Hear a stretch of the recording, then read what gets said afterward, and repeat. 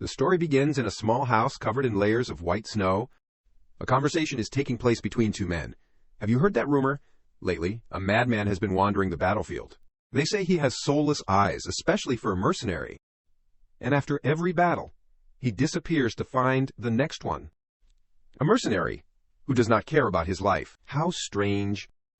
But that madman always mutters, "I survived again." They say he always appears in battles related to the Empire. People say he fights not for money, but for personal revenge.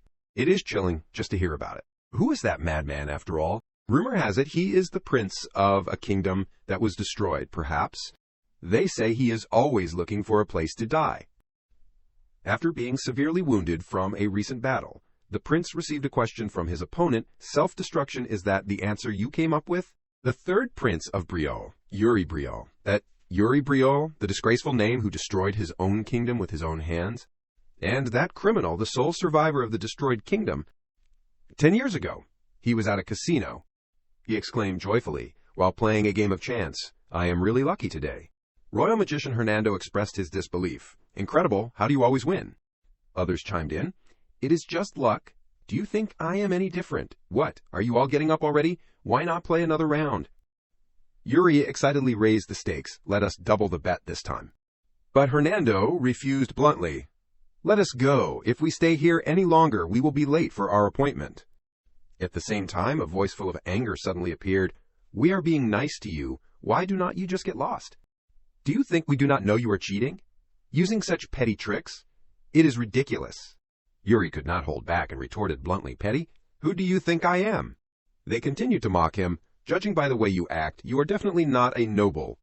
Are you the king of this country or something? A king? If he were really royalty, I would not let him off so easily. Am I right? Provoking the empire for no reason, escalating the war, who can stand it? Even the princes are the same. Like father, like son, useless." From the start, what can a family that is only good at wielding swords do? Faced with Yuri's actions, they asked in bewilderment, "What is it?" He stepped forward and declared loudly, "Listen carefully, you three idiots. I am the third prince of Briol, Yuri Briol, and today you will be reborn thanks to me." They were finally punished properly. At this time, it was getting dark, and the man who had just met Princess Catherine Ivarna Grenzayan of the Empire hastily announced, "I am late because my father had an urgent meeting. I informed you through the communication device. What I mean is, can you forgive me this time?" But she deliberately emphasized, "Do you think you are the only one who has trouble making time? Do you know how far I had to go, sneaking past everyone's eyes to get here?" Which made him immediately lower his voice. "I understand, but please understand my situation. Because my father is not in office right now, I have to be careful for a while. Actually, I am not even allowed to tell this to anyone." Hearing this, Catherine gave a sly smile. "Oh, am I just anyone in your eyes?" Causing Yuri to try to explain, "No, that is not it." Unexpectedly, Catherine resolutely threw the necklace on the ground. "If you do not trust me that much, then why did you give this to me? Why not give it to another woman you trust more? Don't contact me until I initiate it." Yuri then called out in confusion, "Wait, Catherine." But she decided to leave, leaving him feeling confused. What should I do? It is going to be difficult to make amends with her this time. The masked man who was observing their conversation gave a smug smile. From that day on, the already fragile relationship between Briol and the Empire reached its breaking point. Provocative actions from the Empire began to cross the line, and the conflict between the two countries began to spiral out of control. Yuri then exclaimed in panic, "It is an invasion. The Empire has invaded Briol. Everyone, evacuate immediately. Inform all the people near the castle to leave quickly." Finally, the war with the Empire officially began. Yuri was helpless as he stood before the sea of fire. After many eras and countless sacrifices, the war showed no signs of stopping. Yuri called out to his brother in despair, "Brother Joshua," only to receive the report, "Prince, we must evacuate immediately," causing him to ask back in despair, "The reinforcements have not arrived yet." The strongest force of Briol, what the people called the strongest throughout the continent, all because of the absence of one man, the balance of war gradually tilted towards the Empire. At first, Yuri called it a coincidence and ignored it. Perhaps he could deny the reality he did not want to believe was true. However, when he remembered the life-and-death battles he had experienced, and as reason gradually returned, he could only come to one conclusion. Catherine's betrayal, the only person Yuri had told everything to. The time when his father left Briol was also when the Empire began its ruthless invasion. He had hoped that the strange coincidence was just his paranoia, but the answer to the letter he had struggled to send to Catherine was just... Yuri's eyes could not hide his shock. When he saw the two words, "I am sorry," nothing but despair. At the same time, his whereabouts were discovered with a shout, "There he is, the Prince of Briol! Capture him and Briol is finished." Yuri, facing that dangerous situation, kept complaining, "Why does this keep happening?" He stepped forward and slashed strongly at the opponent's sword, then quickly killed one opponent, then continued to fight with the second one. Then another reckless one also lost his life to Yuri's sword. His body was trembling violently. But he did not give up because of it. Yuri continued to fight. After defeating this group of people, he turned around and discovered others. They seemed to be trained with enduring fighting strength. Yuri glanced at the opponents. Then a thought full of despair appeared. Damn it! Is this the end? He still decided to risk his life and rush into the crowd. While facing the enemy, Yuri carelessly dropped his sword. He seemed to have intended to give up, then unexpectedly received help in a critical situation. After regaining his composure, Yuri turned his head to look back, then discovered that his savior was Roland. He kept begging while seriously injured, "Please survive, Prince." Yuri could only call out helplessly, "Roland." When he saw him sacrifice himself for him, another soldier, seeing his despair, patiently advised, "It is no use, please run, Prince. If anything happens to you, Briol will have no future. Hurry, run, Prince." His enemies were still urging each other, "The Prince of Briol is running away, catch him." They chased him to a small house in the forest, with the assessment, "He can't have gone far. Find the prince quickly." Yuri was indeed hiding in the house. He kept calculating, "I can't keep hiding in here forever. Somehow I have to break through the encirclement and plan for the future. I wonder how Father is doing now." The fact that Father has not returned yet means that Father has been killed by the Empire. The door in front of him suddenly opened. An assassin slowly entered, causing Yuri to feel extremely afraid. "No, if I die here, the future of Briol will..." Then he humbled himself and pleaded, "Please spare me. If I die here, Briol will be completely unable to resist. What I want to say is..." Unexpectedly, he received the answer, "I am sorry. I won't explain at length. The crimes that the Empire has committed will have to be paid for. Before long, soldiers of the Empire will flood this place, so leave." Yuri, having escaped outside, tried to run away at maximum speed. He kept telling himself, "No matter what, I have to survive. I have to live to restore Briol and avenge the Empire." However, my ideals were nothing but naive arrogance. The reality is cruelly unexpected. In the end, everyone died.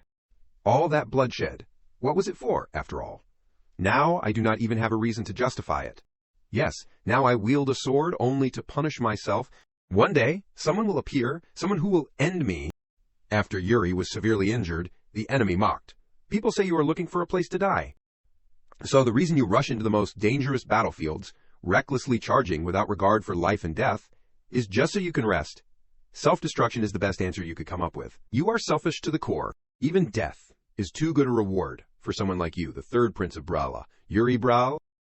He loudly provoked upon hearing this, "That sounds noble, while your eyes look like you want to kill me. Right now, finish it." Yuri secretly thought, "Anyone who knows my past should be dead already." He continued, "All of this is because of you. Everything, all these tragedies are all because of you alone." Yuri suddenly realized, Roland. That voice is definitely him, but he died back then. How could it be? He drew his sword and continued, "The reason why the kingdom of Briol fell was because of the Empire's cheap schemes, the oath and honor of the Flandre family. Those who were always loyal to the royal family, and both my dignity and faith, all shattered in that moment. Yuri Briol, that sorrowful call made him secretly realize someone who should have died now returns in the form of a vengeful spirit, only to question my past mistakes, my sins. Damn it, I thought my heart would be a little lighter if I died. This damn feeling of guilt weighs heavily on me, even in my final moments. The heir of Briol never abandons honor, even when dead." After falling asleep, he was awakened by a loud call, "Yuri Briol." While he was still bewildered because he did not understand what was happening, he continued to hear a warm voice, "You have not opened your eyes for 3 days. Are you all right?" Yuri unconsciously uttered, "Father." He also began to calm down to recall his memories. "My father, who has passed away, is it possible?" Then Yuri tried to ask. So finally, Father also fell into hell. He tried to ask again. not understanding what his son was trying to say. What? Yuri hesitated for a long time, then declared strongly, for someone who always talks about honor, your life is really unrestrained. He still did not understand what was happening and said loudly, what the hell are you talking about? Yuri still firmly insisted, even after going to hell, can't you get rid of your habits, repent? At least for now. He glanced out the window and paused for a long time. They are not there. The atmosphere here was still extremely peaceful. Only the servants were happily chatting, causing Yuri to wake up. I do not see them. If this is hell, then there should be sinners, and the terrifying flames of purgatory. Demons should be mocking and torturing me too. Wait, then this place is... He suddenly became drowsy and staggered, causing everyone to call out in panic, Yuri. Yuri Briol. He had returned to the time when he was 13 years old. At first, Yuri thought it was a dream, or a long memory. But no matter how hard he tried, he still could not wake up. The world did not end. Instead, the old scenarios buried deep in his memory kept repeating. And Yuri could not admit it. The truth was that he had returned to the past. Back to the spring of his 13th year, the truth was that he had another chance. The next morning, the servant entered the room and pulled back the curtain. Then gently called out, Prince, please wake up. You told me to wake you up. It is time for sword practice. Yuri was startled awake. He kept urging, Ina, quickly get me clothes first. No, I mean swimwear. But received gentle advice. Prince, please calm down. I will help you wash your face first. Please sit here. An image from the past appeared again, with Ina's extremely tragic death, causing Yuri to remain silent for a moment, then made an extremely crazy request. Ina, slap me in the face 3 times really hard. She panicked and refused immediately. Excuse me, are you telling me to plot treason? But Yuri tried to explain. If I tell you to do it, it is not treason. I, Yuri Briol, always keep my promises. At this time, the sunlight outside had become more intense. Both quickly arrived at the training ground. Yuri was fighting while secretly remembering, I forgot that Ina has incredible strength. Seeing everyone's indifference made him feel a little disappointed. Not a single person offered to apply medicine for me. Even Bernard, the sword instructor, did not bother to ask anything about him. And he was simply sparring with him, not even correcting his stance. Since when did Bernard start teaching just by sparring?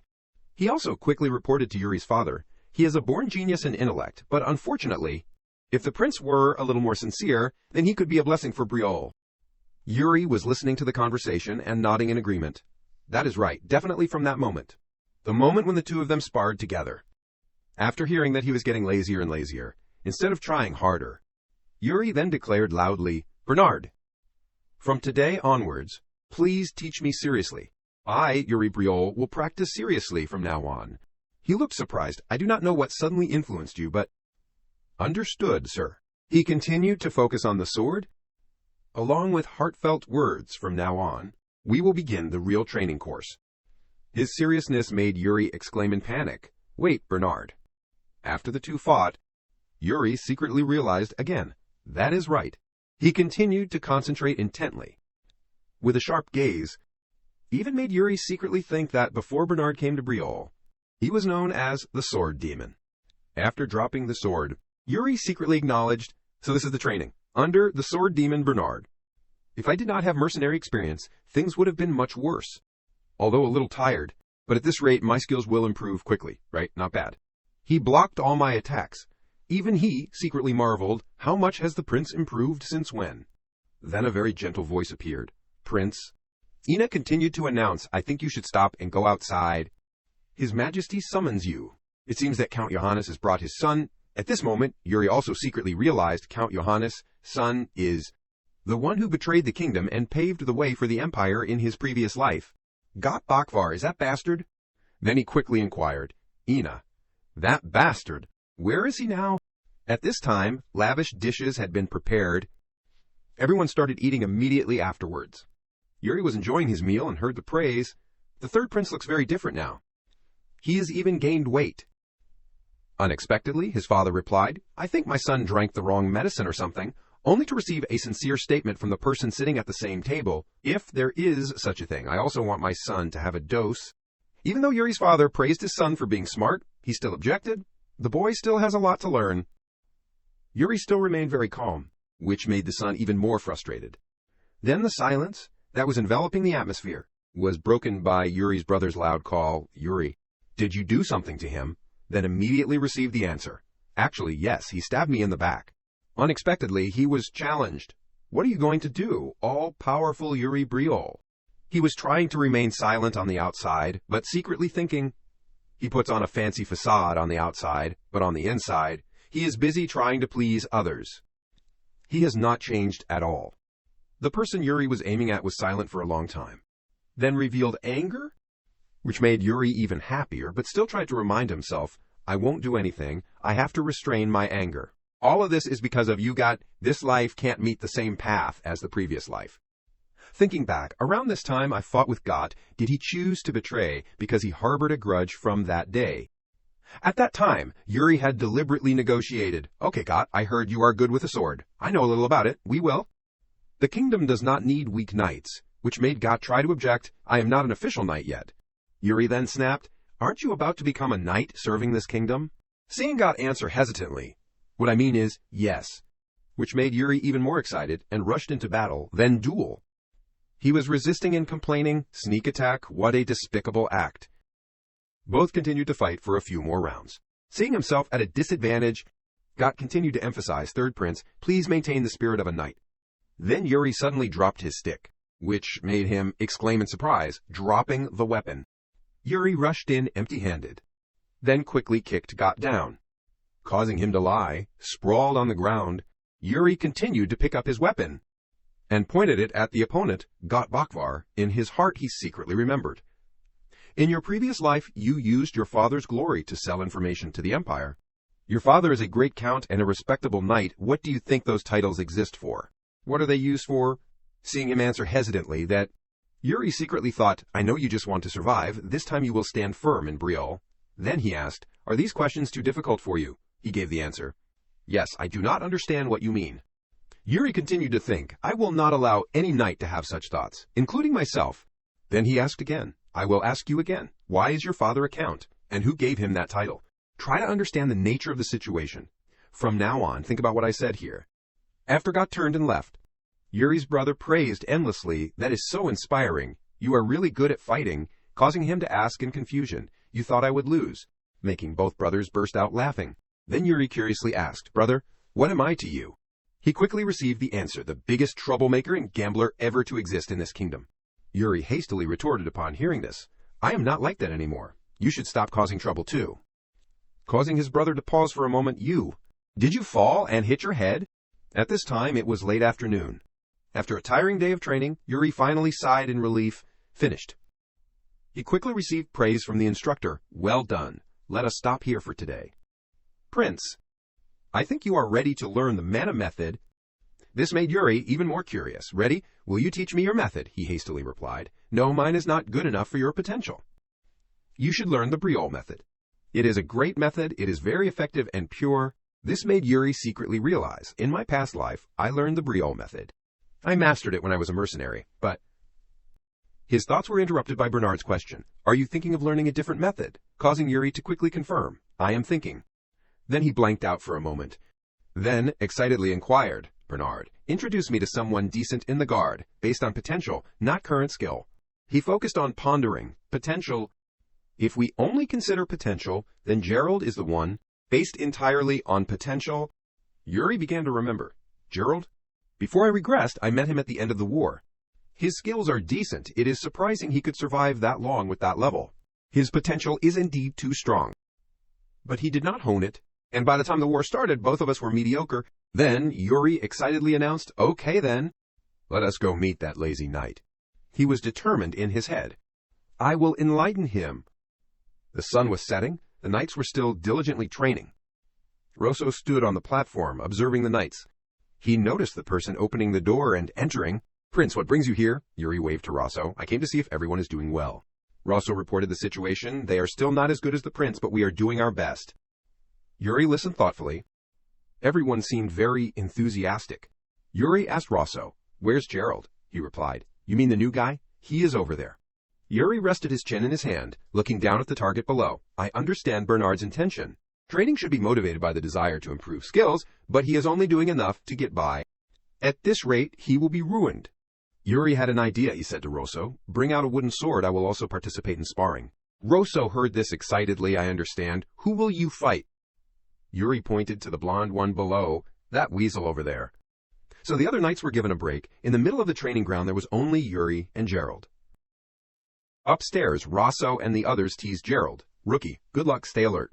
Gerald looked confused. Yuri then spoke. Sir Gerald, I heard you are very talented. Would you like to show me what kind of knight you are? Gerald was confused and answered falteringly, yes, of course. Then Yuri attacked first. I hope you won't disappoint me. Gerald was a bit stunned. He did not think things would turn out this way. Yuri attacked fiercely. Gerald did not give in either.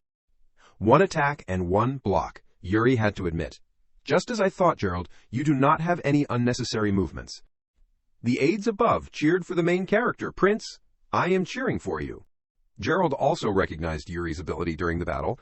The prince is quite good, is not he? No, this is too strange. Yuri did not show any mercy, attacking continuously. Until this point, Gerald could only block. His timing of attacks is almost abnormally stable. Yuri's face did not show any signs of tension. He seemed to be enjoying the fight. Gerald was confused. It is as if he is deliberately adjusting to my pace. Yuri noticed his expression. Not happy at all, are you? This is no different from a play now then. Let us fight properly. Yuri attacked more forcefully. Gerald quickly blocked the attack. He looked very shocked. Caught the exact center. Yuri was very satisfied. He blocked that attack. Just as I thought, his reflexes are extraordinary. Yuri continuously attacked the opponent. Gerald no longer relaxed. He was also paying more attention. I was going to fight in moderation. Gerald made his first attack. Yuri quickly dodged it. The main character also had to grit his teeth to block. Damn it, it is not working. Even with the memories from his past life, Gerald is still a solid knight. I thought I could defeat him, but... Gerald's eyes suddenly widened more than ever. Yuri took advantage of the opening, raised the wooden sword high. He smiled slyly. At least I have to land one blow. Yuri accelerated, hitting Gerald's body. He shouted happily. Got it. The aides were also excited. Did that attack really hit him? Prince, you are great. Yuri turned to Gerald, arrogantly asking, You are not going easy on me, are you? He stammered, I am not. Gerald was confused. It is strange. I am the one attacking, but I do not know why I feel like I am being cornered. Gerald suddenly took a step forward, then suddenly attacked, but Yuri dodged it and even taunted, too bad. Gerald was more bitter than eating chili. How uncomfortable. The aides were shocked to see Gerald attacking the prince. Gerald, is he crazy? Mana method. He is facing the third prince. Get a grip. Gerald seemed to have lost his mind, attacking frantically. But after hearing those screams, he seemed to wake up. On the opposite side, a few strands of hair fell to the ground after being slashed by the sword. A long wound appeared on Yuri's forehead. Blood also flowed down. Gerald's face turned green when he saw this, Prince. Rosso worriedly cursed him. You madman, Prince, are you okay? Yuri reassured those people. I am fine. Is this the first time you have seen a sparring match? Rosso was still worried. But your wound. Yuri took a white cloth and tied the wound tightly, then ordered, Gerald, pick up the sword again. Now it is getting interesting. There is no reason to stop. Yuri continued to attack Gerald. So this prince is different from me. Reaching the limit? No, he is pushing himself beyond his limit. Gerald took a step back because of the main character's attack. Yuri was more excited than ever. He kept attacking. Looking at Yuri, Gerald was shocked. This prince is different from me. Reaching the limit? No, he is pushing himself. Gerald could not attack. He could only block and block.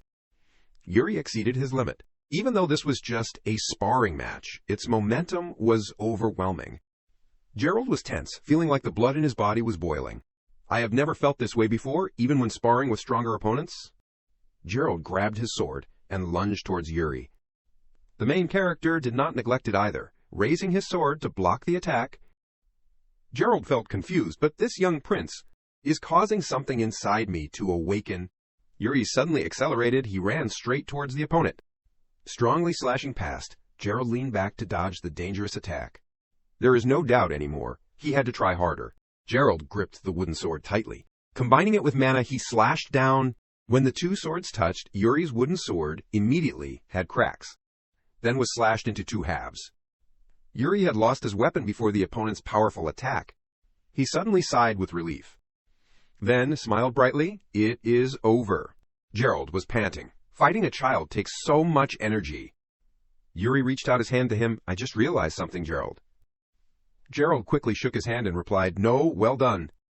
He secretly assessed, that is the fierce will and perseverance that I have never experienced before. How can such a young prince be able to... Seeing Gerald staring at him, Yuri wondered, what are you doing? What are you doing? Why are you holding my hand? You made the prince bleed on his head, and now you are just standing there doing nothing. Gerald panicked upon hearing this. I am sorry. Then he ran to get bandages. Watching that figure, Yuri sighed softly. It was just a slip. The main character lay sprawled on the training floor. At this time, cheers kept coming out. Prince, you are amazing. The guards standing above were cheering and praising Yuri. Rosso noticed the person behind him approaching. It turned out to be Saint, the captain of the Briol Guard. Rosso wondered, Captain, when did you arrive? He replied, I just arrived a while ago. Yuri was still lying on the floor and showed no signs of getting up. He closed his eyes as if enjoying this moment. Saint saw this and thought about a few things. A few days later, at the palace, Gerald drowsily walked along the hallway. Suddenly someone started a conversation with him. Your shift is over, right? Yuri stood leaning against the corner of the wall, as if waiting to meet Gerald. He was surprised to see him, third prince. The main character smiled conspiratorially, then turned and walked away. Follow me. We have something to do today. Gerald quickly refused. I still need to practice. Yuri stopped and corrected Gerald. It seems your mind has cleared up. That is all thanks to me, so you owe me a favor. Gerald understood this, so he had to give in. Okay. Yuri secretly assessed the opponent. He is putting all his strength into his body. Still lacking, but, well, this is enough for now. Gerald wondered. But where are we going? Yuri coldly replied. Just shut up and follow me. Gerald hesitated. If it is something dangerous, he replied, it is okay. I will bring someone else along. Gerald was surprised. Who? Yuri then loudly called out to someone. Hey, in the distance, a white-haired person stopped upon hearing the call. Hernando, the royal magician of Briol. He walked to the main character, shyly asking, What is wrong, Prince? Yuri casually opened his mouth. We have something to do. Help me. Hernando would naturally refuse. I would love to go with you, but I have a few urgent matters to resolve. Yuri then offered a very tempting condition. I will erase your debt. Hernando's eyes lit up upon hearing this. Really? Yeah, I will return all the money you lost to me last time. Have you ever seen me lie? Hernando closed his eyes to think. Besides the casino. Yuri had not even heard the answer and was excited. No, right?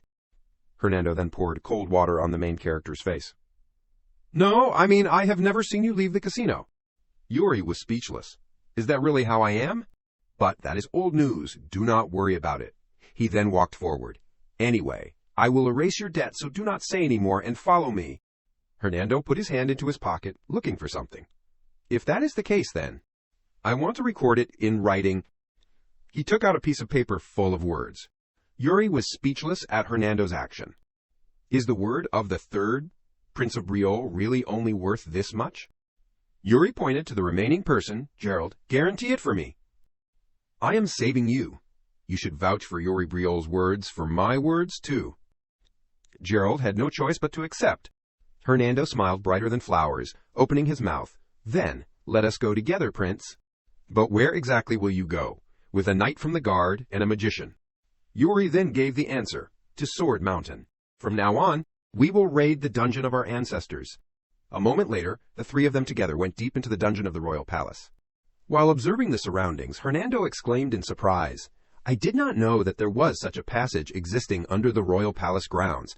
Right at that moment, Gerald asked in a somber tone, What is at the end of this cave, Huangtuo? Hearing that question, Yuri indifferently answered, It leads to Sword Mountain. Gerald asked in surprise, Sword Mountain, the place where only legends about the founding ancestor remain.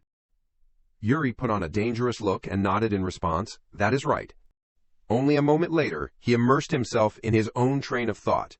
In my previous life, after the Empire conquered Briol, they discovered a hidden dungeon inside Sword Mountain. Yuri remembered himself reading the news in his previous life. The hidden relic found at Sword Mountain is revealed to be the legacy of the founding ancestor Briol. He continued to sink into thought. Back then, they made a fuss saying that they had excavated the legacy of the founding ancestor Briol in it. However, this path to him was no different from a desperate escape route. Because of that, he could not even get his hands on Briol's legacy. In the end, it fell into the hands of the Empire. But now, unlike the past, when he only knew how to run away, in this life he is moving forward step by step, not to the past, but towards the future. That is right, he will personally verify the legacy that our predecessors left behind. Different from the gloomy scene inside the dungeon, outside is a forest with a source of warm sunlight. Only a moment later, Yuri pushed open the door, preparing to continue deeper inside. After the door was pushed open completely, Yuri and the two guards continued their expedition. After walking for a while, Hernando surprisingly asked, "So from now on, we are at Sword Mountain." Not hearing a reply, he continued to question, "But Prince, where did you get the key to that door? It looks like a creation, even though he heard the question." Yuri only silently pondered. It was carefully hidden in the corner of the study, just like in his previous life. Back then, he did not know its use, so he had to pay the price. "Not a very good memory," he answered, with an extremely impatient attitude. "You do not need to know." Right at that moment, a scream rang out. "Ouch, it is so sore." Hearing that, Yuri turned his head and reminded Hernando, "Be careful. The leaves here are very sharp, do not get hurt, and just follow me." After reminding them, Yuri continued to lift the trees and go deeper inside. While watching him walk, Hernando turned to the other side and called out, "Sir Gerald, yes?" Knight Gerald softly answered. Hernando then hurriedly asked, "Did the prince eat something wrong?" Hearing that question, Gerald answered with an indifferent face, probably. Right at that moment, Yuri shouted out angrily, "Are you two coming or not?" Hearing the prince's roar, Hernando laughed and exclaimed, "His temper is still the same." The atmosphere was becoming cheerful, then Yuri suddenly stopped because he noticed danger approaching. He quickly reminded the other two, "Stop for a moment." "It is a pack of fierce wolves," Yuri had just finished speaking. A pack of ferocious wolves had approached the three of them. The three quickly hid in the bushes. Yuri whispered in exclamation, "They are coming in packs, there may be even more?" Gerald asked in surprise, "How do you know that?" Yuri then lied without blinking an eye and answered, "I read it in a book." Hearing that answer, Hernando was even more panicked, his mouth agape in shock. "Book, the prince?" After the pack of wolves left, Yuri led the three of them to continue. "They have not discovered us yet. Let us quietly pass through." While the three were tiptoeing away, Hernando suddenly stepped on a dry branch, causing a very loud noise. Hearing the noise, both Yuri and Gerald turned around to look at the culprit at the same time. Seeing the gazes of the two were too scary, Hernando could only force a smile. Before he could finish his sentence, "I am sore," a ferocious wolf rushed out. Seeing that scene, Gerald panicked and shouted, "Sir Hernando!" A streak of sword light flashed, tearing apart an entire sky. Before the wolf could do anything, it had to reincarnate into a new life. Hernando panicked and stepped back, looking at the wolf lying on the ground. Seeing that scene, Yuri only indifferently said, "You know the fur of fierce wolves is very rough and have used the appropriate mana method. Well done, Jaren, but their leader is keeping an eye on you." As soon as he had finished speaking, the pack leader appeared with a fierce look, wanting to devour them all. Only a moment later, it howled to call its comrades back. After the pack leader howled, a pack of ferocious wolves approached the three people. Seeing that scene, even though he was scared, Gerald still steadily said, "The two of you should not stray too far from me." In front are the wild wolves, baring their teeth and approaching. Two wolves then rushed up, intending to gang up on the Knight Gerald. As soon as the two wolves rushed up, he immediately activated his mana. With just one streak of sword light, the heads of both wolves had to say goodbye to their necks. Seeing that scene, Hernando excitedly praised, "You fight well. No wonder you are the captain of the Briol Guard." Yuri nodded in confirmation. "That is right, he has strength. But he still has a long way to go." While the two were discussing Gerald, there were already two aggressive wolves rushing towards him. Seeing that scene, he struggled to resist the ferocious pack of wolves. Even though Gerald had tried very hard because there were too many enemies, it was very difficult for him to resist. Seeing that scene, Yuri softly called out, "Hernando." Hearing the call, he respectfully answered, "Yes." Yuri then said, "It seems it is time for you to show the skills that my father has been very confident in." Hearing that, Hernando summoned a flame and said, "You know how to make use of a combat magician?" Seeing that scene, Gerald asked in surprise, "What is happening?" While the wolf was biting his sword, in the distance, a flame rushed, whistling towards it. The wolf did not have time to dodge and took the unexpected attack head-on. Seeing the flame, Gerald quickly jumped away. As soon as he jumped, an explosion rang out. The fire burned a part of the forest. Sometime later, as soon as it turned to the new day, Gerald surprisingly exclaimed, "I did not expect that there would be other monsters besides that pack of wolves. That is why we were delayed, but we finally arrived." After a difficult period of time, the three had reached the top of Sword Mountain. As soon as he arrived, Gerald asked full of doubt, "Prince, is this really that place? There is absolutely nothing here, let alone a legacy." Yuri did not care much, only observed around and answered, "There can't be a mistake. It is this place, but there should be something." While searching in vain, Yuri suddenly saw something. He then cheered happily, found it, From under the ground an object was flashing a light. As soon as he heard his voice, Gerald rushed over. Prince Yuri did not pay attention to the image and hurriedly dug the ground, saying, "We have to take this thing out." Seeing that, Gerald quickly ran to help, not forgetting to say, "Sir Hernando, you also come help us." Hearing that, Hernando silently said, "But magicians should not get injured on their hands." A moment later, birds flew lightly in the sky, signaling a joy that was present. After a period of digging, a part of the sword's tail appeared. Yuri quickly reached out his hand to grab the sword and lift it up. A moment later, he was holding the sword tightly in his hand with a look full of excitement. Seeing that scene, Hernando put his hand to his chin full of thought and exclaimed, "It does not look like it has been buried at all. It looks just like a new sword." He did not know why, but Yuri put on a very surprised look. Yuri looked at the sword, very surprised, secretly exclaiming, "Sin!"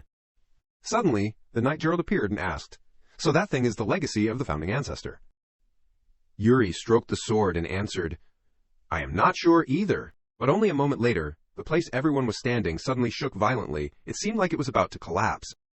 Seeing that scene, Yuri did not show any fear. Instead, he had an excited face and said, "We will probably know now." Only a moment later, the ground under their feet began to crack. The scene shook more violently than ever. Not long after that, the ground directly broke open. Gerald, very panicked, shouted out in disarray. Contrary to his panic, Yuri and Hernando calmly accepted. After a scream, the three fell into a cave. Yuri was not injured because Gerald used his body to cushion him. As soon as he twitched his body, it caused Gerald to groan in pain. While bracing himself to sit up, Yuri exclaimed, "He protected his body with the mana method, truly admirable." Contrary to the other two, Hernando used magic to safely land on the ground, then said in admiration, "Wow, this place is deeper than I thought." Seeing that scene, Yuri reached out to hold the sword and asked, "Did you just ignore the prince's safety and only care about yourself?" Hearing the prince's questioning, Hernando just smiled confidently and explained, "It was really urgent at the time." Right at that moment, a click rang out, attracting everyone's attention. Hearing the sound, Hernando hurriedly turned around to observe. But as soon as he turned around, he had to shout in horror, "Prince! Over there!" Yuri annoyedly reminded, "It is useless if you are going to deflect." Hernando was extremely panicked, hurriedly explaining, "No, really, there is a ghost." Hearing those words, Yuri turned back in shock and shouted, "What?" The Death Knight coldly walked towards everyone. Seeing the one approaching, Yuri worriedly thought to himself, "A Death Knight." Not having time to think any further, he hurriedly called, "Gerald, get up." Hearing the call, Gerald also moved slightly but groaned in pain because he was still traumatized. Seeing that Gerald would not get up, Yuri lost his patience and quickly kicked his leg, shouting, "I said, get up!" After being kicked awake, he quickly sat up in a panic and asked, "Where are we?" While Gerald was still panicking, he suddenly stopped because he saw the Death Knight.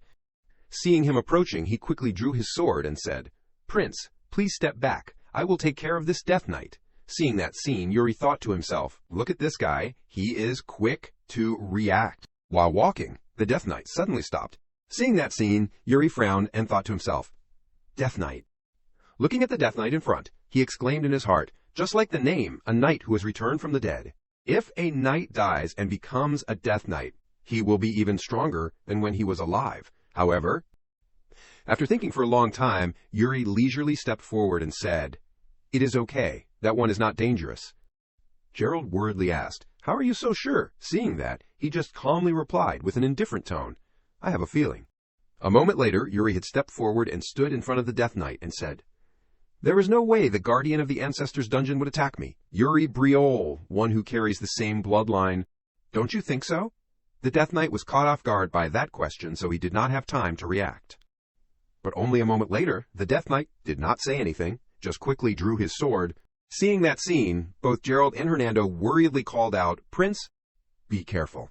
Immediately afterwards, the Death Knight's sword flashed in front of Yuri. A light flashed.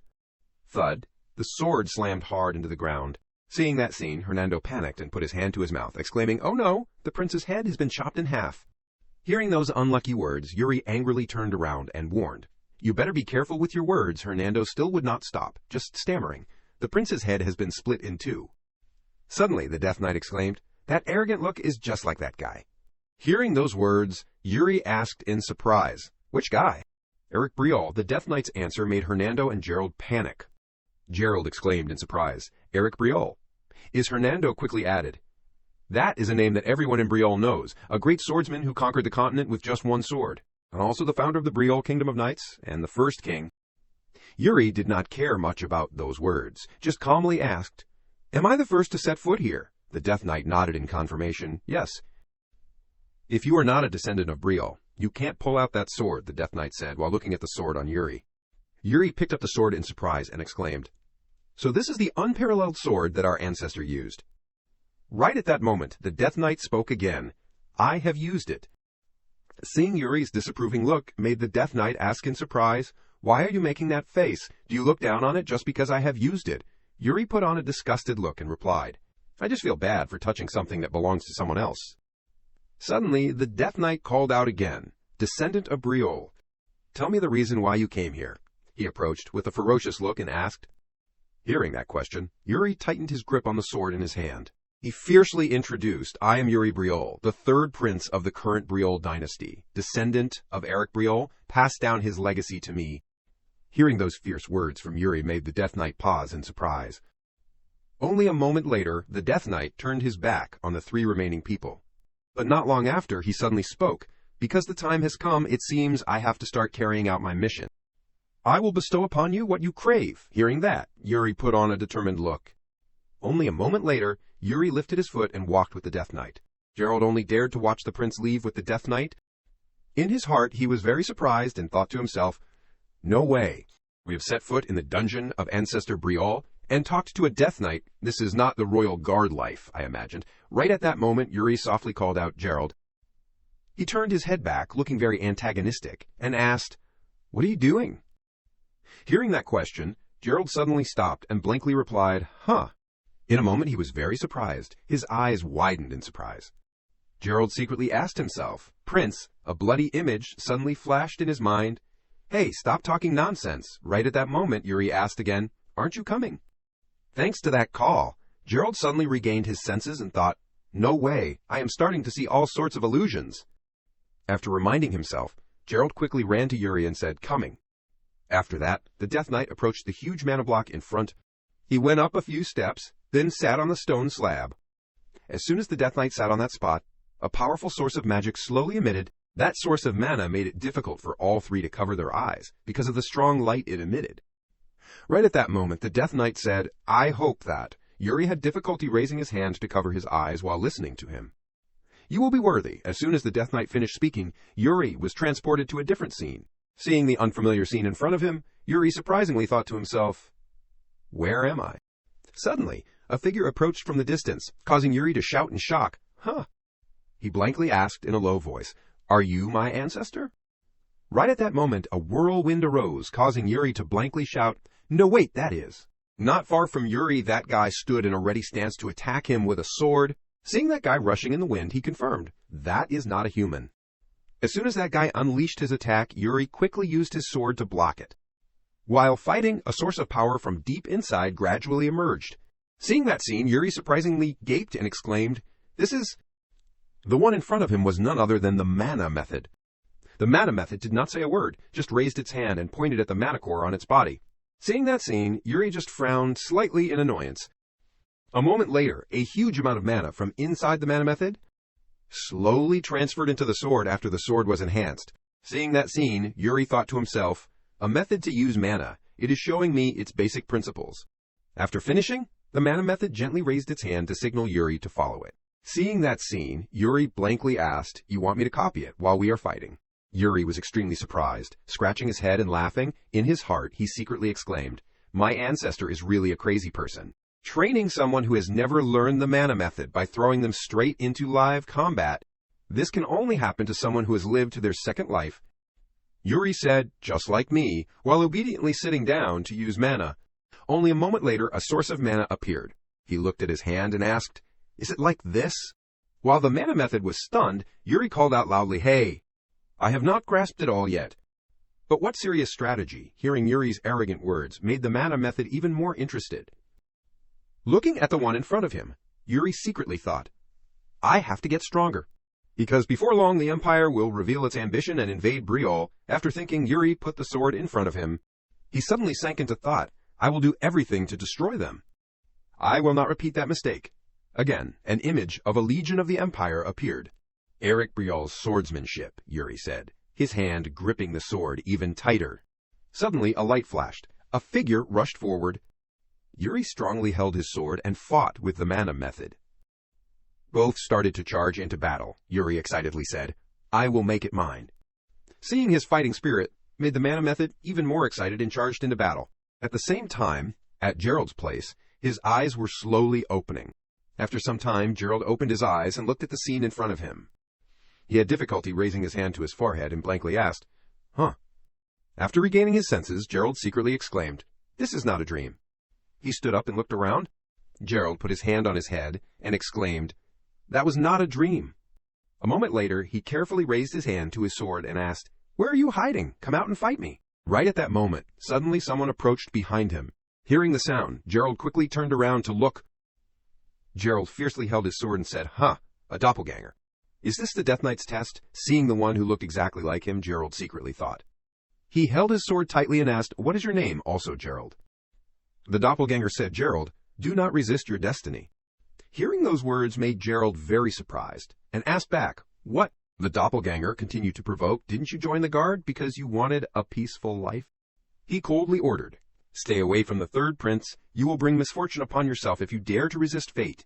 Hearing those provocative words, Gerald just sighed helplessly. Gerald stared at the sword in his hand, secretly thinking, if it was me from that day, I would also agree with him, but he suddenly remembered his conversation with Yuri a few days ago. "Aren't you bored? All of this is like a play." Returning to reality, Gerald asked, "You would not understand, because you are just a fake, right? What you have done cannot be undone. Keep thinking about your last move." The doppelganger heard those words, his eyebrows almost touching each other. Seeing that look on his face, Gerald continued to say, "Just distracting your mind." Suddenly, the doppelganger said, "Wrong answer." After saying that, he jumped up, preparing to rush to attack. His eyes became extremely ferocious. As soon as he attacked, Gerald quickly raised his sword to block that attack. As soon as he blocked that attack, he secretly exclaimed, "Too predictable of a move." A sword style that emphasizes defense, not daring to take any risks. The doppelganger could not withstand Gerald's attack, so he quickly tried to retreat to defend. Seeing the doppelganger jump away, he secretly exclaimed, "The me of the past was really boring." Suddenly, Gerald could not hold it back and blurted out. His face became even more angry as he looked at the one in front. Die as he spoke. He charged up to attack the doppelganger. Because he did not expect it, he did not have time to dodge. After attacking him, Gerald retreated to defend. Only a moment later, his body flowed out of slimy mud in horror. As soon as he saw that scene, Gerald was extremely surprised. Only a moment later, the doppelganger had completely become an indescribable pile of mess. He became extremely terrifying. The more excited Gerald became, and said, "Of course there has to be a part 2. In just a flash, his eyes became ferocious, and he secretly calculated, "Its size is really overwhelming. The prince is probably fighting somewhere too." Suddenly, he sat down in a battle stance, secretly praying in his heart, "Please exceed the prince." At the same time at Yuri's place, the sun had begun to set. The scene of desolate mountains and swirling dust. Under the harsh gaze of the sun, the mountain was even more dangerous. After a fierce battle, Yuri had to lean against the mountainside, letting the mana method approach. Yuri still sat motionless. Right at that moment, the mana method picked up the sword again, preparing to attack him. Just when the mana method made a surprise attack, even though he was very tired, Yuri's hand still gripped the sword tightly. A moment later, he gently channeled his inner energy and used mana on the sword. In just a flash, Yuri regained his energy, continuing to fight with the mana method. Yuri powerfully charged up to launch a fatal blow, causing the opponent to not have time to dodge. The mana method was hit and was thrown far away. Immediately afterwards, a huge amount of mana exploded. After the smoke cleared, it was also when the mana method had time to dodge the danger. Seeing that scene, Yuri sighed. In his heart, he secretly thought, "I do not know how long has passed. That was really a bit dangerous just now." The question is, how should I use this mana method? Yuri remembered the scene just now and sank into thought. He continued to think, and how should I swing my sword, thanks to constantly fighting? I think it is finally starting to stabilize a little. Yuri silently looked at the sword in his hand. Only a moment later, Yuri had to exclaim in surprise, "Huh!"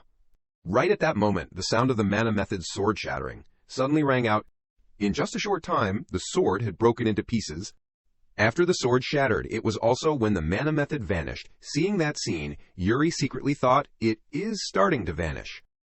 Before it completely vanished, it raised its hand to wave goodbye to him. Seeing that scene, Yuri whispered, "So it must be time." "Thank you," Yuri smiled, and said thank you to the mana method. After the battle was over, it was also when the sky turned to night. Returning to the dungeon at this time, Yuri annoyedly frowned and uttered a few sounds. Only a moment later, he woke up from the dream. As soon as he woke up, Yuri hurriedly looked around and asked himself, "Have I returned?" At the same time, Hernando asked Gerald, "Sir Gerald, are you all right?" Hearing that, he scratched his head and smiled stupidly. "Ah, yes, I am fine." While the three were still bewildered, the Death Knight suddenly spoke. "It seems you just had a beautiful dream." Hearing that, Yuri quickly asked, "What was that just now?" The Death Knight stood up slowly and explained, "That was Eric's test, something he left for the heir of Briol, the one who will one day set foot in this place." Hearing those words, Yuri sank into thought. In the previous life, Sword Mountain was brutally destroyed by the Empire, so no one from the Briol family could set foot in that place. Suddenly Yuri asked, "Did the ancestor also use this mana method?" The Death Knight coldly replied, "Number. Eric only obtained it in his later years when traveling to the Eastern Lands. That is, his last legacy created from all the insights he accumulated, and you are the first heir." Seeing that, Yuri continued to ask, "Why is it passed down to me this way? Instead of being given to the royal family," the Death Knight continued his explanation. "This dungeon will not open if the time is not right. When it opens, it means that the moment to use that power has arrived." Yuri continued to ask, "What is the moment you are talking about?" The Death Knight shook his head and replied, "That is not something I can answer. Find out for yourself." Hearing those words made Yuri silently stare at the sword in his hand. Then suddenly Yuri asked, "What is the name of this mana method?" The Death Knight coldly replied, "He called it Soul Cleaver." "Soul Cleaver," Yuri softly muttered the name of the mana method. Yuri was sinking into thought when suddenly the Death Knight called out, "Yuri Briol, kneel on one knee. I will bestow the legacy of the predecessors to the heir of Briol." Hearing those words, Yuri quickly did as he was asked. After he knelt down, the Death Knight put his hand on his head and began the ritual. "Don't fear your enemies," the Death Knight softly reminded. Yuri closed his eyes tightly and replied, "Yes." The Death Knight continued to say, "Act according to your beliefs." Yuri replied again, "Yes." The Death Knight's somber voice continued to resound. "Until the very last minute, fulfill the duty of a person who carries the Briol bloodline." Yuri firmly replied, "Yes." Then suddenly the Death Knight grabbed Yuri's hair, causing him to grit his teeth in pain. The death-like voice continued to resound. "Engrave it in your heart. The Briol never abandon honor, even when dead." That is the oath of the Briol family. After saying that, the Death Knight vanished into the void, causing Yuri to pause for a few seconds. The next morning, at the royal palace, Anna pulled back the curtain and called out, "Prince, it is morning." Yuri was annoyed by the sunlight shining into his eyes and sighed wearily. Seeing that, Ina hurriedly asked, "Are you tired? You came back very late yesterday. You look like you could fall asleep as soon as you put your head on the pillow." Hearing those words, Yuri just smiled and quickly said, Sorry. Yuri was still sleepy, yawning with tears in his eyes, and replied, "I stopped by the royal library for a bit last night." Ina asked in surprise, "Why would you suddenly go to the library?" Yuri replied slowly, "Because I needed to find a record." Yuri suddenly remembered the incident in the royal library. According to the records found in the library about the royal bloodline, there was once a description that the founder Eric Briol had a Kassa, brother. A figure who had disappeared from the flow of history, could not leave his name because he had abandoned his honor. After thinking carefully, Yuri secretly decided he must be that Death Knight, and the original owner of that sword. He suddenly stared at the sword. Right at that moment, Ina reminded, "Prince, you must quickly change your clothes. His Majesty is looking for you." Yuri asked in surprise, "Why?" She shook her head and replied, "I do not know, but after meeting Sir Hernando, he requested your presence immediately." Hearing that name made Yuri annoyed and think, "Hernando, that guy." He suddenly remembered the evening in the dungeon. While walking out, Hernando suddenly called out, "Prince." Yuri turned around in surprise and asked, "What is wrong?" Hernando said silently, "I will report what happened today to His Majesty." Hearing those words, Yuri asked annoyedly, "Do you really have to do that?" Hernando smiled mischievously and replied, "Yes, because I feel like I need to do so." Returning to the present, Yuri wearily held his head and thought, "It seems like he has reported everything." A moment later, at a luxurious palace, Flor sat on the throne silently looking at Yuri, and he respectfully said, "Father, you called for me."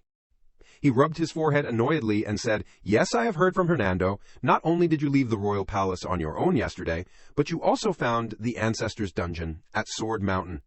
Yuri did not avoid it, calmly replying, "That is how it is." Suddenly, Floor asked, "Did you also find that sword in the dungeon?" Yuri respectfully replied, "Yes." He walked down and said, "Recently, I have heard that you have changed a lot." Flore stared at Yuri. He continued to say his thoughts from your maid, Bernard, Sened, even Hernando said so. Tell me what made you change?" Floor asked with a caring tone while stroking Yuri's head. Hearing that question made Yuri suddenly sweat continuously. His hand, gripping the sword, tightened even more. After a period of thinking, Yuri suddenly took a few steps back. Seeing that attitude of his, Floor asked, "You do not want to say?" Yuri hurriedly shook his head in denial. "That is not it." Hearing that, Yuri hesitated and said, "It is because father is clenching your fist." Hearing that, his clenching hand slowly loosened and said, "Oh, is that so?" "Then just tell me," Floor continued to say. With no other choice, Yuri suddenly said, "I had a dream." "A dream?" Floor asked in surprise. He lowered his head and said softly, "Yes, and in that dream I committed a serious sin." Floor asked in surprise, "You said a serious sin?" Suddenly, he called out, "Yuri Briol." "What is the sin you committed in that dream?" Flora suddenly asked, with a very serious tone. Hearing that question made Yuri answer with a very hesitant attitude, "My sin is not being able to save Briol." Hearing that, Flore's face frowned even more. Yuri continued to say, "In my dream, Briol was caught in a great war and countless innocent people fell.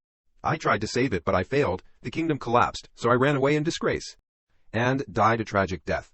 Yuri put his hand on his chest and continued to say, "When I woke up from the dream, the necklace that my mother gave me had also disappeared." Yuri remembered his deceased mother and her keepsake and continued to say, "I thought that maybe that dream was a warning from mother." After speaking, Yuri looked straight into his father's eyes. Hearing those words, Floor calmly asked, "So what destroyed the kingdom in that dream?" Suddenly being asked a difficult question, Yuri hesitated. That is. But in his heart he was secretly calculating. It is too early to mention the Empire. Moreover, there is a possibility that the invasion will not happen because I am changing the past. After considering carefully, Yuri answered, "I am not sure either. It was a dark army that I had never known." Hearing those words, Flore just smiled slightly. He looked at Yuri and said very gently, "I understand. Maybe it was just a fleeting nightmare, or maybe it was a warning from Lily. But what makes me relieved is that you know how to correct yourself." Yuri was surprised by his father's words. He secretly exclaimed in his heart, "I really did that. I am just trying to struggle to be forgiven for my sins." Yuri imagined an image of himself in the past, trying to run to find his light. Right at that moment, Flore said, "There is one thing we need to clarify. Bring your sword here." He crossed his arms and ordered Yuri. Yuri suddenly remembered his father's past. He secretly exclaimed, "Flore Briol, a genius who held a sword from the moment he knew how to walk.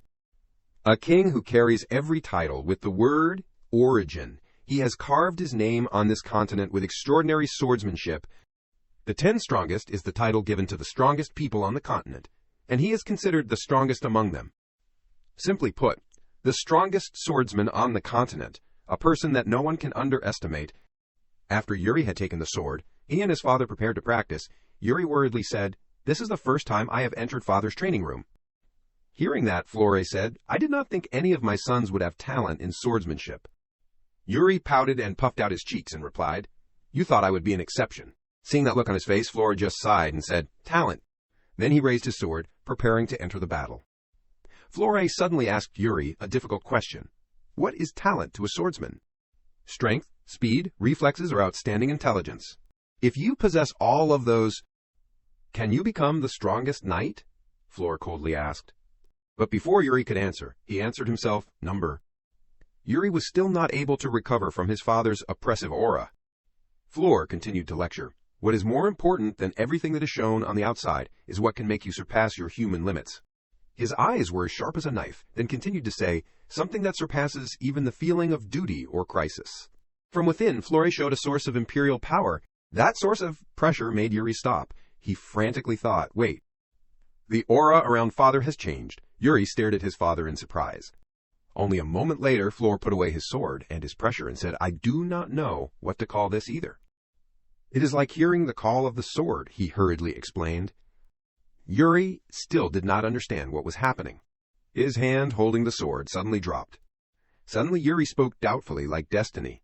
Hearing those words, Flore just nodded and said, "Perhaps maybe it is. Yuri still stared at the sword. In his heart were jumbled thoughts. In the previous life, I should not have stepped on the path of swordsmanship. What about now? Yuri seemed to be lost. Seeing that thoughtful look on his face, Floor worriedly asked, "What do you think, son?" Not hearing an answer, he gently stepped forward. Suddenly, Floor asked questions. "Should you take this sword? Do you hear the sword calling you? When death is near, will you still hold the sword tightly?" Those questions surrounded him, causing Yuri to seem to sink into a deep darkness.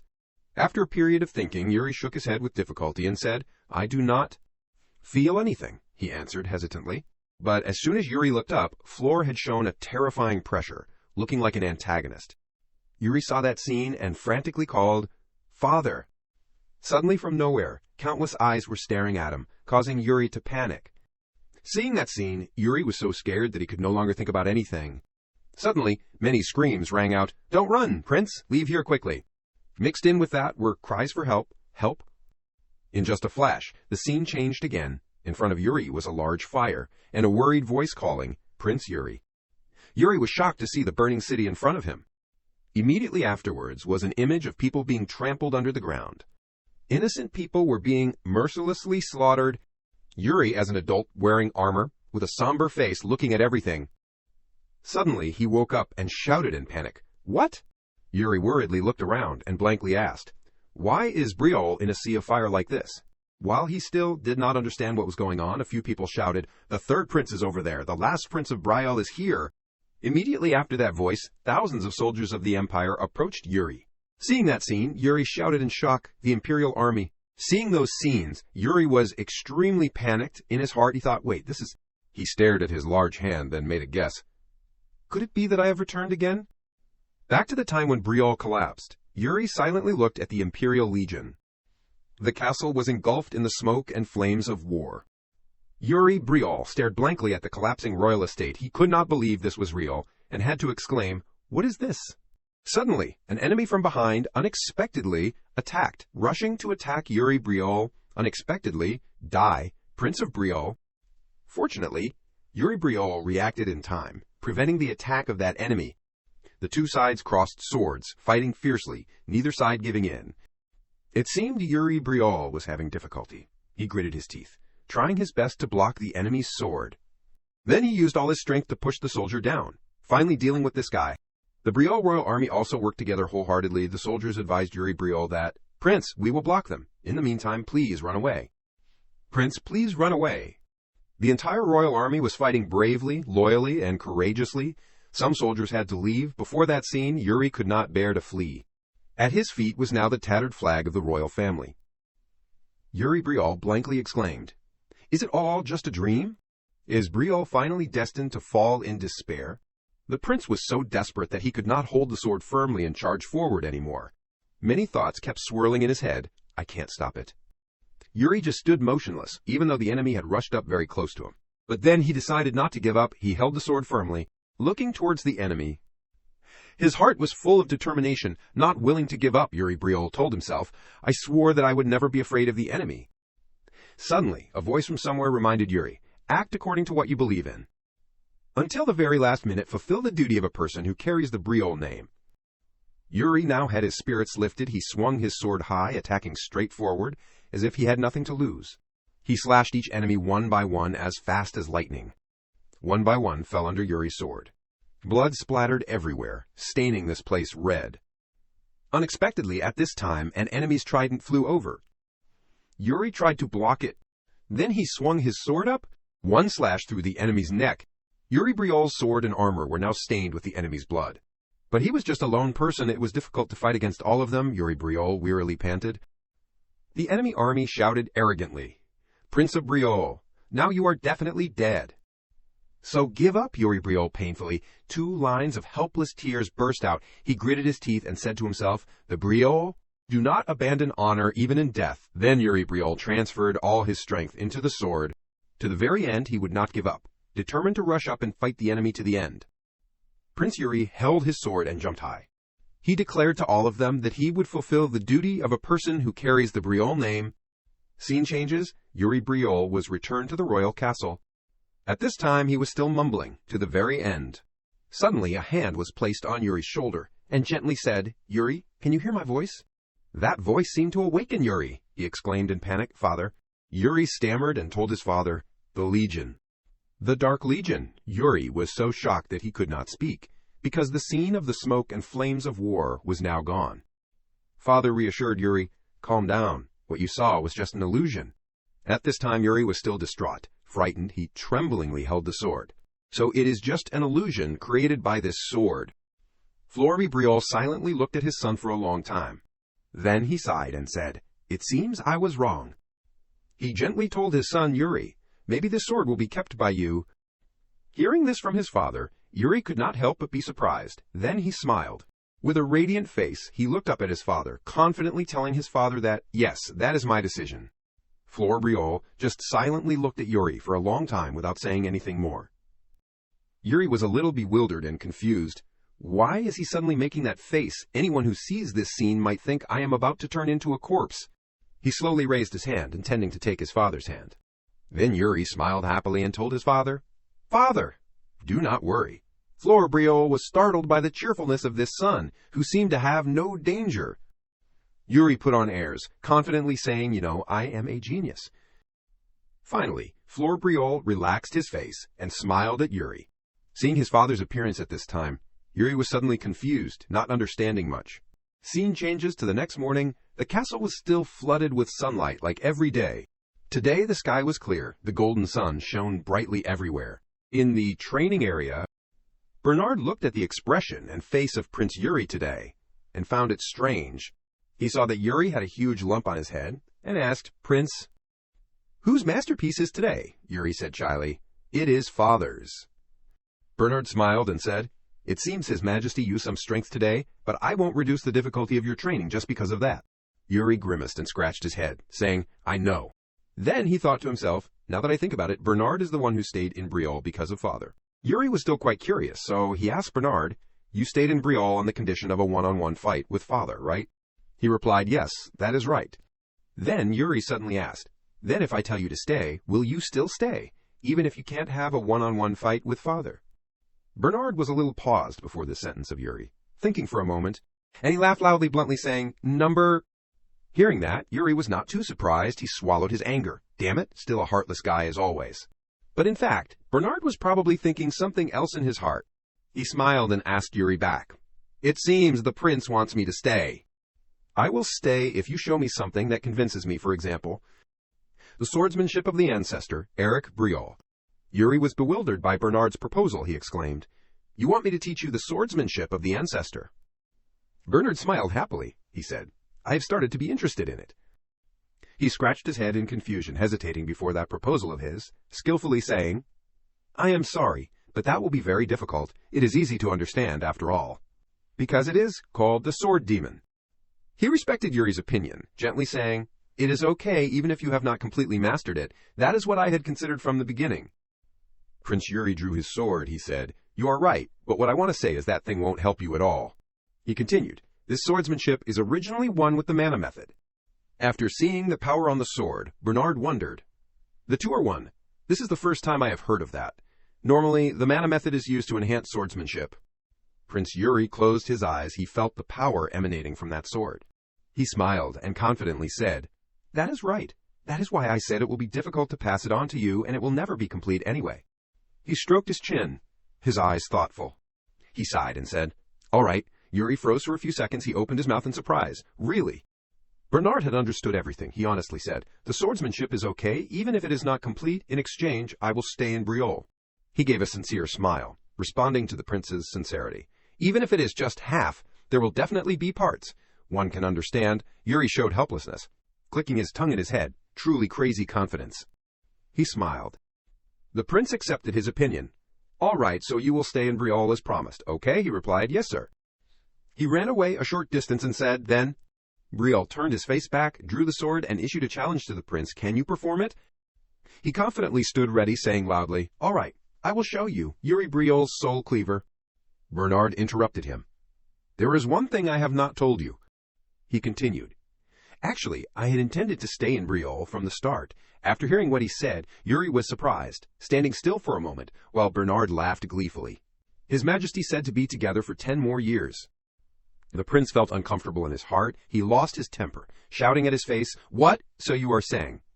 Conversely, Bernard raised his sword in front of him. He asked, "You won't attack?" Without hesitation, he said to Yuri, "Then I will strike first." Yuri's face showed his discomfort. He tried to suppress this anger, gritting his teeth and saying, "Why are you?" He angrily stabbed the tip of the sword into the ground. Prince Yuri could not hold back this anger anymore. He attacked back at Bernard and gritted his teeth and said, "You finally said it now." Scene changes to the evening after the training session. Yuri was lying on the bed and kept thinking. He suddenly saw it is changing. Into a different future. A Briol that was not destroyed because of my mistakes.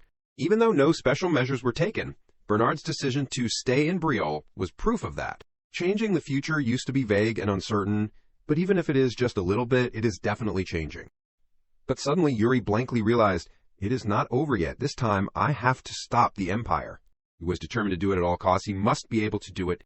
Suddenly the maid Ina unexpectedly entered Yuri's room.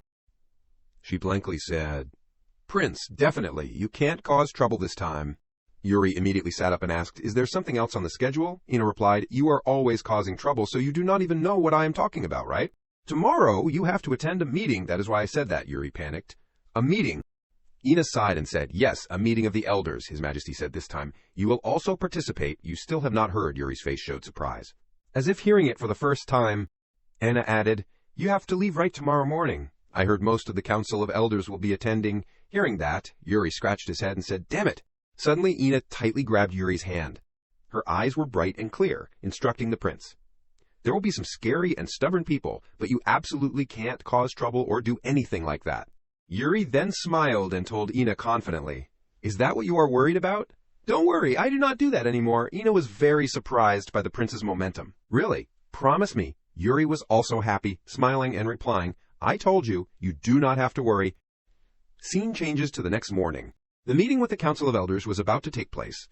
Suddenly, one of them slammed his hand hard on the table. Yuri was startled by that. He was a little wary and thought, Ina was right. Oppose it from the start. Duke Gennard naturally angrily said loudly, "It is wrong for the prince to learn an unverified mana method."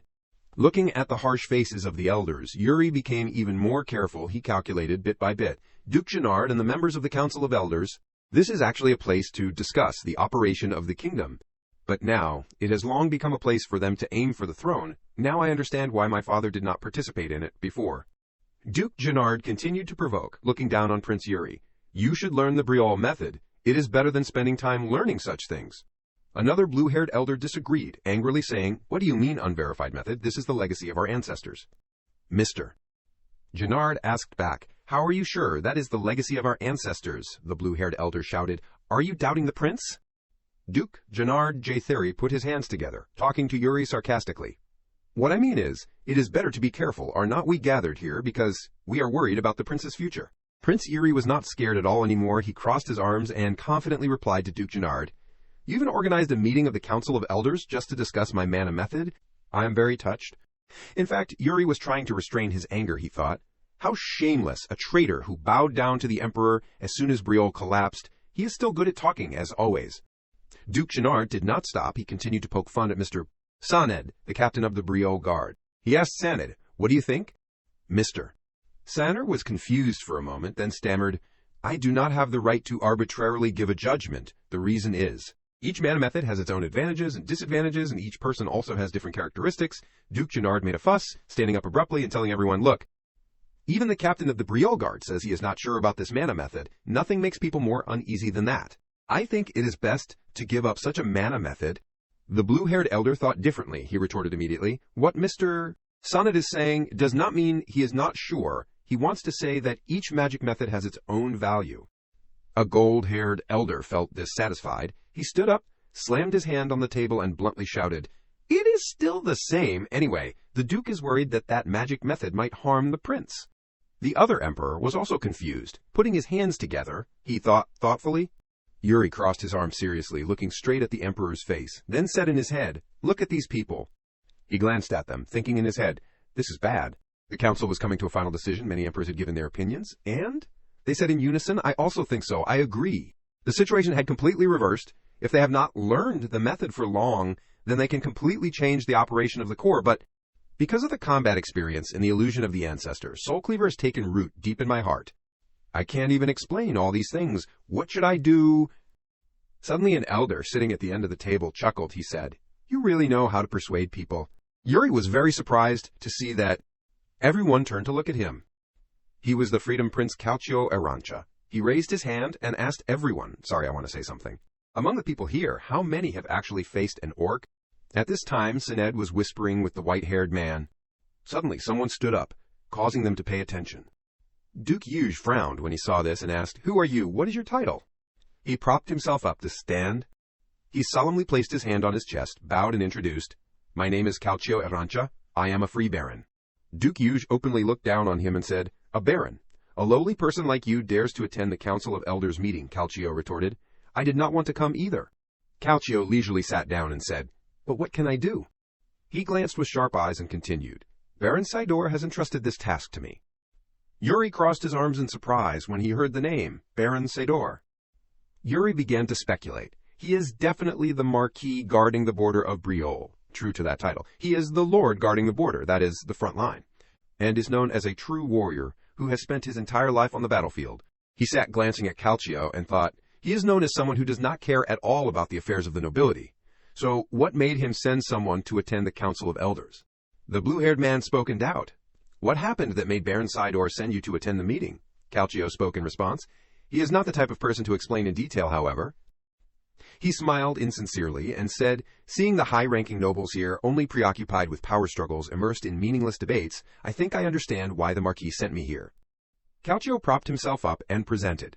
The type of mana method does not actually make much of a difference on the battlefield, whether it is the Briolle method or the Empire's Lionheart technique. In the end, it all depends on the person who casts it. Hearing that made the white-haired man avoid his gaze. Calcio turned to say, "Prince." Yuri calmly replied, "As the Prince of Briolle, I do not understand why I have to avoid arguing about me cultivating the mana method of our ancestors, no matter what everyone says. I will still learn the mana method of our ancestors." Those present all looked confused, Calcio spoke. Now the prince's instinct with the sword has decided to follow the will of the ancestors and that mana method. He said loudly, "So why do those who have no relation, no authority, and no responsibility keep interjecting and speaking loudly?" Calcio abruptly changed his attitude, his face radiant, but his words full of sarcasm. Usually those who sit at desks, who have never even wielded a sword in their lives, are the loudest like this, causing Yuri to hold back his laughter. Duke Yuji said uncomfortably, "Free Baron, you are talking nonsense." Calcio skillfully replied, "Please forgive me if there is anything impolite. I could not help it, because I have to fight the orcs outside the border every day." He questioned, I also mentioned it before, but can you tell me, among the people here, how many have actually fought orcs, causing the hall to become silent with no one speaking in rebuttal? Calcio explained, "Do you think those orcs care what type of mana the opponent uses, causing everyone to be speechless?" Then a red-haired man sighed and said, "You are right, but even so, the prince is still young, so the judgment of—" Before he could finish his sentence, Yuri bluntly replied, "You mean I should tear up and revise the entire mana method just because I made a wrong decision? If necessary, then." Yuri frowned seriously and said, "You said that while knowing that it is impossible, right?" Calcio spoke, "Anyway, it does not seem like the prince will be willing to back down, or are you planning to forcibly extract his mana core or something?" The red-haired man jumped up and said, "You are?" But he was cut off by him and said, "I do not think you would do that." Calcio looked at Yuri and said, "The prince also agrees, right?" Yuri looked at him with satisfaction. He said again, "But everyone is just sitting here, harming the prince's mental health." At this time, Duke Yuge gritted his teeth angrily and listened. It seems the royal palace is truly a leisurely place. He slammed his hand hard on the table and defended. "Leisurely? What did you say? How rude. If you say that, then is not the Marquis also very quiet lately, after receiving that budget?" After hearing this, Calcio said with a stern and angry voice, "Does there have to be hundreds of deaths to be called uneasy? Surely you have never seen or heard the reports about soldiers falling every day."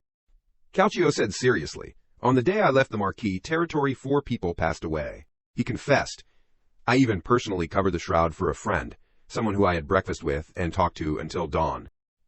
Everyone listened to Calcio speaking. "Those orcs never have to rest, mister. Noble, they spend their entire lives fighting and slaughtering." They listened and were all cautiously thoughtful. Yuri seriously thought, the orcs. He speculated, now that I think about it, around this time there used to be a problem between Briol and the Klein Duchy. A scene of destruction appeared, he thought. At that time, the orcs constantly crossed the border, causing serious losses. Has there been any change in the actions of the orcs? The room was unusually quiet. Yuri spoke. That is right. They have become more suspicious and gloomy than usual. He realized and asked, I understand. What about the situation on the Klein side, causing Calcio to be surprised? Yes. Yuri asked seriously, isn't the army of the Klein Duchy also stationed there?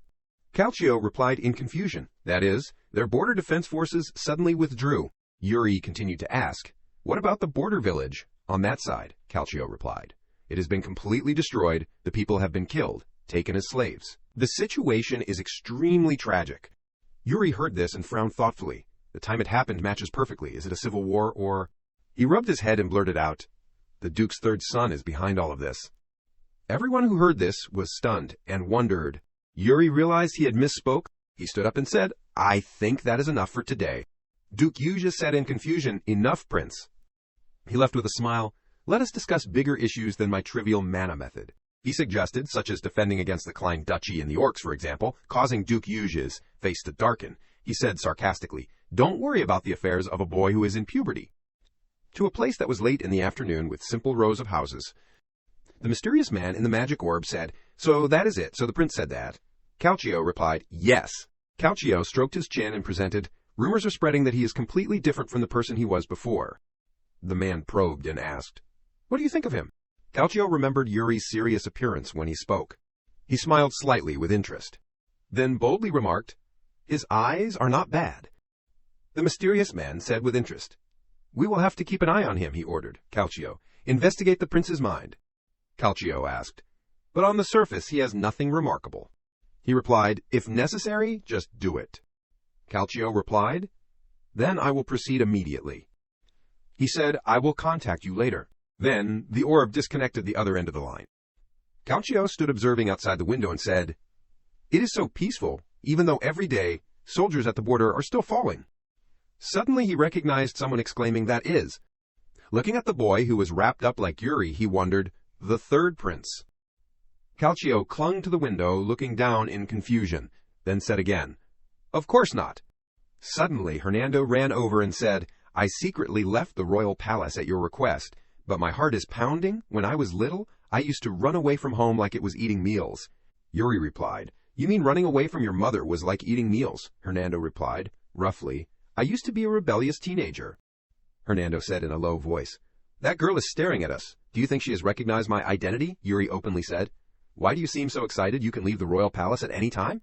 Hernando retorted and said, if it is just me alone, it is called strolling. But going with you feels like plotting rebellion, so what are you planning to do now? Some mischief or something, causing Yuri to turn around and say, that won't happen, even if I wanted to. I would not do it with you here, he said weakly. I am sorry. That is very disappointing. Hernando went straight to the main topic and said, but Prince, where are we going now? Yuri confidently replied, the casino. We will go to the most illegal casino in the capital. Hernando was stunned and wondered, wait, but you just said we would not do anything bad. Yuri replied, well, that is right, then just lead me there. Hernando smiled and said, whenever I am too drunk to go home, I come there. But suddenly he called his name, Hernando. Yuri stopped and said, let me say this, all of this is for Briol. Hernando said in surprise, don't tell me that, but in his head he thought, how much has he prepared after all? Then he said, very good, Prince. Hernando skipped excitedly, while Yuri continued with momentum. He said, tonight let us turn that casino upside down. Yuri recalled the past. In his previous life, among the people of Briol, there were some who made the whole world talk about them. An image of a mysterious and powerful man in a painting. This is the boss who once ruled the underworld and the notorious loan shark. In the frame was a noble and elegant woman, Yuri identified. They are giants in the business world, at the top of the entire continent. And the remaining person is, she looks cruel, the one who beheaded the bosses in the underworld and spread fear throughout the streets of Briol. In the past, she was a unique assassin, a scene where she was obeyed by many subordinates. He looked attentively at someone and thought, and the one who was killed by her is. A group of people were approaching Yuri and Hernando. He recognized, this guy is the best loan shark today. His name is Goryo. At this time he put his hand on his chest, introduced himself, and skillfully opened his mouth. I did not expect a nobleman like you to have business with us. What an honor. Yuri stood with his arms crossed and said loudly, it seems you already know who I am. causing Hernando to jump in shock and say, "What?" Goryo smiled and replied, "Of course, the king's magician and the third prince personally want to meet us. Even if the power is limited, would not there still need to be someone to take responsibility?" Yuri said seriously, "What an accurate assessment. I am not here just to gamble or have fun." Goryo's face showed interest. Goryo happily extended his hand to invite, "Then let us sit down and talk." A scene of everyone sitting around a table playing cards, he called. "Prince." Coming to his seat, Hernando anxiously whispered in his ear, "Prince, do not tell me you are not going to gamble. You never mentioned anything about this to me either." Yuri showed a low voice, "Be quiet." The three sat opposite each other. Goryo spoke, "I heard you did not come here to play at the casino, so could it be that you came here to borrow money?" Yuri answered straightforwardly, "That is right. I intend to use the borrowed money as an investment," Goryo replied. "So you are planning to set up your own slush fund?" He recognized the intention and speculated, "And because you are borrowing money from me, not from the bank, could it be that the third prince has greater ambitions?" Yuri interrupted. "Stop!" His mouth smiled slightly. "It is not your job to interrogate me." He shrugged indifferently and said, "Forgive me for that. I want to send my apologies." Yuri crossed his arms and complied. "It is okay. After all, I am the one who needs money," Goryo spoke. "Then can you go straight to the issue and clarify what that money will be used for?" Yuri seriously said his intention: "I will use the borrowed money to buy back Magranja, the spice land of Klein, because sooner or later the supply will not be enough to meet the demand." Hernando was shocked to hear that and said, "Prince, are you planning to—" While Goryo stroked his chin with interest, he stroked his mustache and speculated, "Magranja is indeed an essential area for processing high-end spices, but I still doubt whether it is worth investing such a huge amount of money into it." Yuri replied, "That will happen soon." Hernando put his hand to his chin and thought, "I also heard that war has broken out in the Klein Duchy and the orcs are wandering everywhere, but I think the price of spices can rise to that extent." He guessed in confusion. Could it be that he simply wants to monopolize the regional specialty one step ahead? He looked at Yuri and realized that, look, Goryo at this time also had a change of thought about him. "Yuri Briol, you are very different from the rumors that are spreading. Moreover, it seems you are acting based on more information than what has been revealed." Suddenly, he spoke confidently, breaking his train of thought. "Now then, let us decide on the amount of money. As an investor, not a prince, how much can you give me?" The lights on the ceiling were still shining. A strangely quiet scene. Goryo put his hand on the table. His face, seeming resolute, said, "Please sign this debt contract." His eyes were firm as if he had achieved his goal. In his hand at this time was holding the debt contract. He put it away. Hernando followed and wondered, "Did Goryo really give you the money?" Hernando continued, "But this is too much, Prince." He did not seem to pay attention to what he was saying with a blank face. Hernando frowned and said dejectedly, "You should have at least told me in advance from the beginning. You did not intend to gamble, did you?" Yuri replied as if slapping his face. "If I told the truth, would not you have dragged me straight to my father?" The two continued to walk. Hernando asked, "Are we going to the transaction place now?" Yuri replied, "Yeah, I have something I want them to do." He secretly calculated. In fact, Magranja is a place that can guarantee profits. The only alchemist who knows the formula, the assistant of the Duke of Klein, will be the first to leave in the upcoming war. He thoughtfully said, "This is an item that can be shouted at any price, at least until a replacement appears." To a place with a hanging sign? The two stood in front of a dilapidated house. He thought, "I can't entrust this matter to anyone else." Yuri casually said, "We are here," causing Hernando to say in shock, "What?" He pointed and shouted, "Wait, a place that is about to collapse." Yuri grabbed his hand and knocked on the door. He knocked hard on the door and called loudly, "Elaine Wood, are you there?" Hernando awkwardly stopped him. "Prince, wait. I can entrust this to a large trade association." Suddenly someone came out and said, "Who is it?" She introduced herself in confusion. "I am Elaine Wood." He extended his hand and introduced, "Elaine Wood, I am Yuri, the Prince of Briol," causing Hernando, standing next to him, to be helpless. Elaine was hesitant when she heard him speak. Yuri said straightforwardly, "I have something I want you to do." Hernando worriedly asked, "Prince, are you crazy?" Yuri said, annoyed. "There is nothing a prince can't say." The two walked. Hernando teased and reminded, "Anyone who sees you in this state will say the same thing as me. You are entrusting the purchase of Magranja to a trade association that is on the verge of collapse." He thought, currently she may be a struggling merchant. He confidently guessed, but before long, the name Elaine will be famous throughout the continent as the leader of a trade association that no one has ever heard of. Yuri oppositely compared, and unlike Goryo, who hides in the shell of trust but is willing to use dirty tricks when cornered, Elaine sees the customer's promise as sacred. He smiled slyly and rejoiced secretly. In the previous life she could only be a legendary merchant, but in this life, I will turn her into a legend above even legends. His expression made Hernando gawp. Hernando sighed and asked, "Anyway, are you done?" Yuri pointed and said, "Not yet. There is still one last thing." Hernando was extremely tired after hearing that. He turned into a dark alley. He shouted loudly, "Wait, Prince!" Yuri still walked in, ignoring Hernando's lamenting. "Where are you planning to go now?"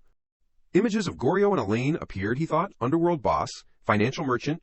He calculated, all the others are ready to become my allies. Now I only need to persuade one last person. To a desolate and dilapidated place. A beggar was sitting blankly. Two male beggars were fighting for food. He approached and asked the beggar who was sitting.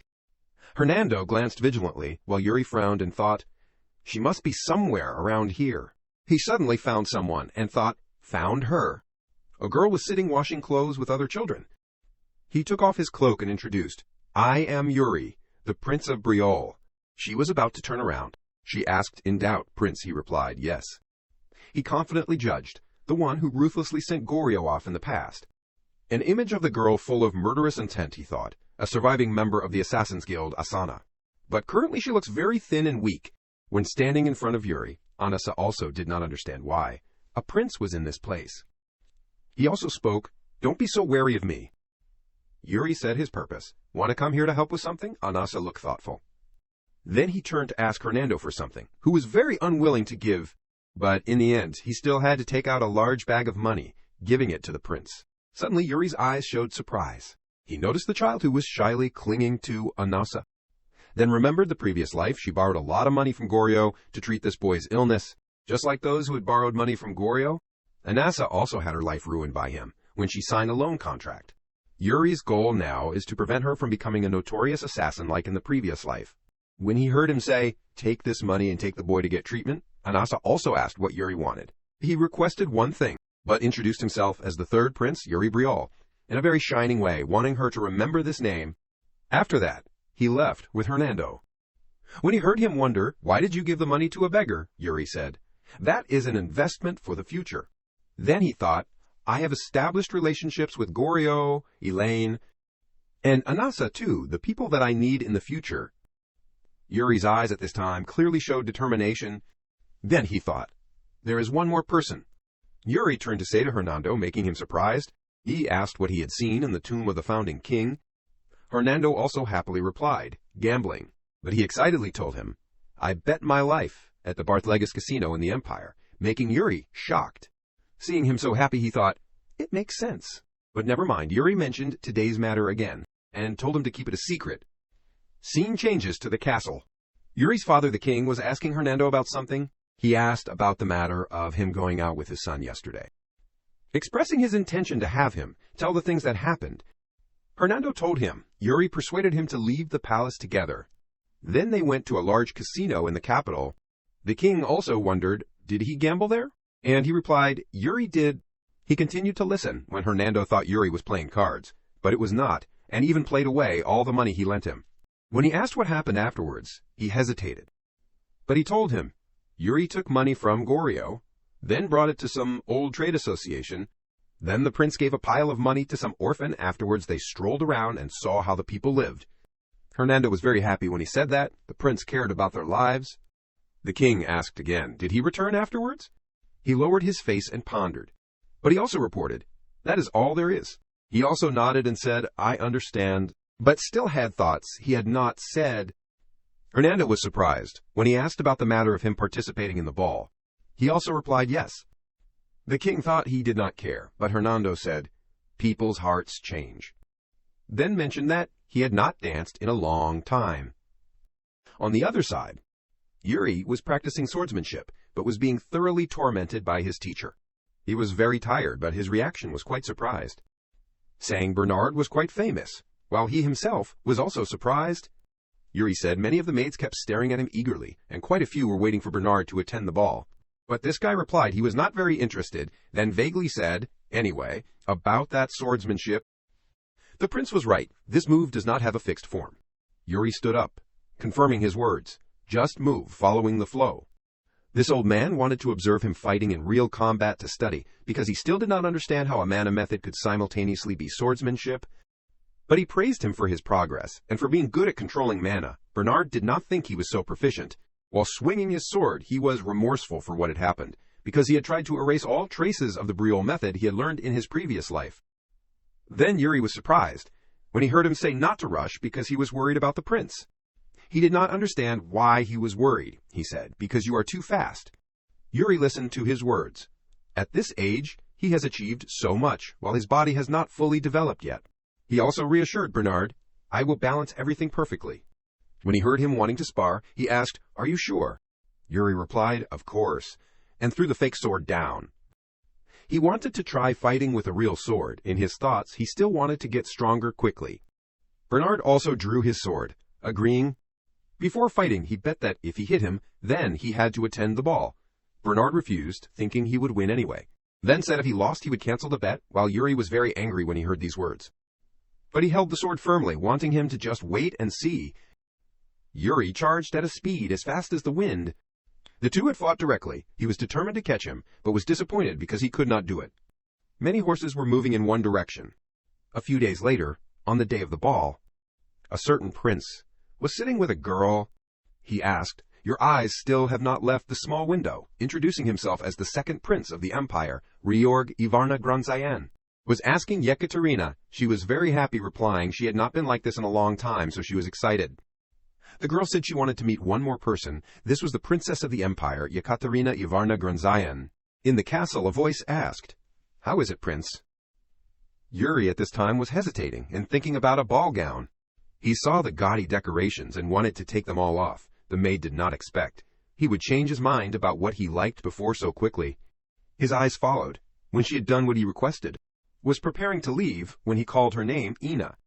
She unexpectedly agreed when Yuri suggested dancing a dance. He said awkwardly he wanted to dance but did not have anyone to practice with. Ina saw that it was not necessary. Yuri was puzzled by her expression and denied it when she asked. He wanted to step on her feet and make her fall. Then he pulled her back, saying he was not joking. Ina was confused when their faces touched. Then Yuri said to follow his rhythm and go slowly. Ina's face was red with embarrassment. While practicing dancing, she still thought the prince was teasing her, not thinking the two of them were also good at dancing. In the castle, their voices were still echoing. Yuri was very annoyed because his height was being teased. The two were still practicing, he said. Ina stepped on his foot, and they were very happy when reminding each other of the dance moves. During the party, many dancers were playing instruments. Many noble couples danced together to the music. Above, there was someone enjoying wine, observing the party. The king was looking at everyone in this dance. The boy Yuri at this time was also standing with two other people. Suddenly he looked at the person standing next to him. He recognized Baron Sior. He saw he was different from the other knights, which only Baron Irancha had been last time. His eyes turned to the other side, because he had noticed the glasses of that guy. Yuri spoke, seeing his eyesight was bad because he saw him wearing glasses too much, but his brother also said there was no need to worry. The horns at this time had been blown. On the side of the door, it seemed someone was about to enter. At this time, the second prince, Reborn Ivarna Gronzayan, was entering with his aides. He had stopped when he saw the king. The two shook hands, showing harmony in the party. But Reborn turned to introduce himself, along with his younger sister. Yuri's face darkened when he saw her. Yekaterina bowed respectfully to his majesty. Her face was bright, exuding the style of a princess. Yuri recalled the happy past of the two people in the previous life, all of which completely collapsed with an apology letter. He told himself he could not create a close relationship with her. He absolutely could not repeat the mistake again. While his older brother was chatting with Yekaterina, she paid attention to something else. People of both countries were chatting very happily. Yuri went to another place to enjoy the cake, but still turned to exclaim, That is really Cedric. When he had never treated anyone badly, seeing him admired by many girls, Yuri thought this was the quality of a benevolent lord. Still thinking about himself and his brother, then he noticed Yekaterina. She looked at him, wanting to say something. Then someone came to invite her to dance. Yuri was feeling foolish for having feelings for her. It was just a tragedy. The maid Ina came and asked if he wanted some cookies. She put the things down. He also spoke and thanked her, then asked about her health. Ina complained it was nothing. When serving the prince every day, Yuri felt annoyed not wanting her to say any more.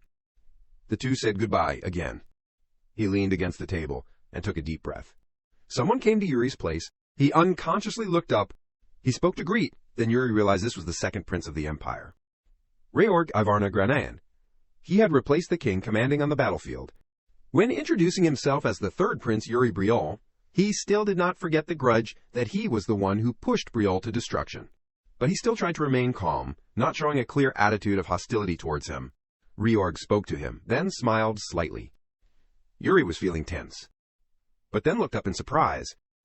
He asked his age this year was 13, right? And exclaimed he was indeed Fiore's son. It was different. Then walked away saying Yuri had some talent. He clenched his fists tightly, thinking when he was testing him to show his dominance, his age was still young, but his strength was truly unbelievable. But he cursed secretly, those bastards, those two people. Anna at this time had accidentally broken a glass of wine, staining Reorg's cloak. He said the kingdom's symbol was truly impolite, while she was very frightened. Then turned back with a sinister face. Reorg said in a clear voice, "This child." Yuri, when he saw the scene, had a very panicked expression. Seeing him hold the sword in his body, he knew Ina had made a big mistake.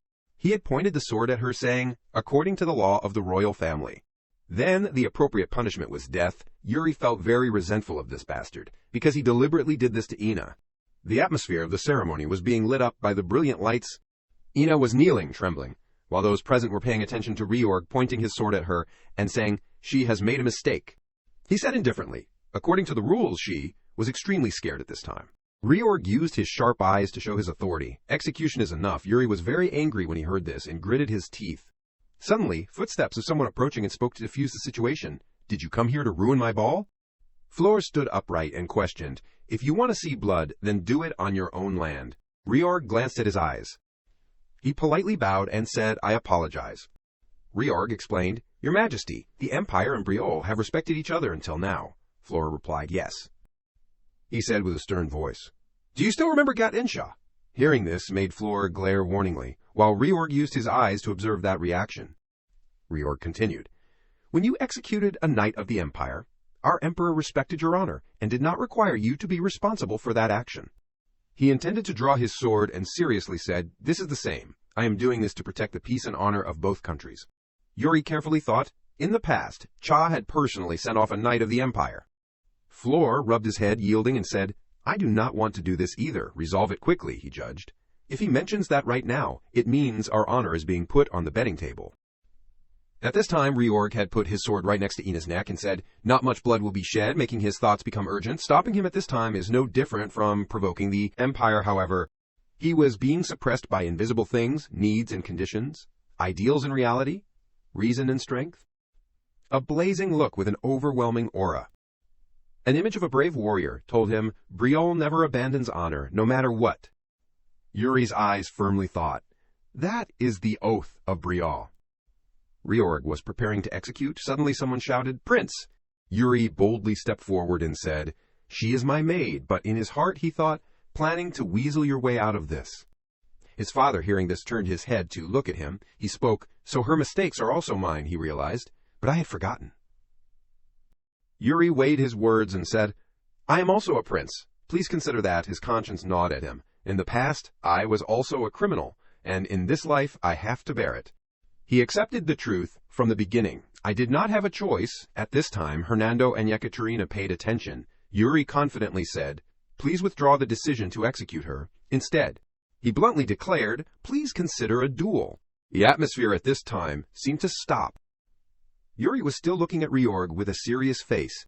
He burst out laughing, breaking this uncomfortable atmosphere. Reorg accepted, all right, and used a probing look and asked, and said, "Your name is Yuri, right?"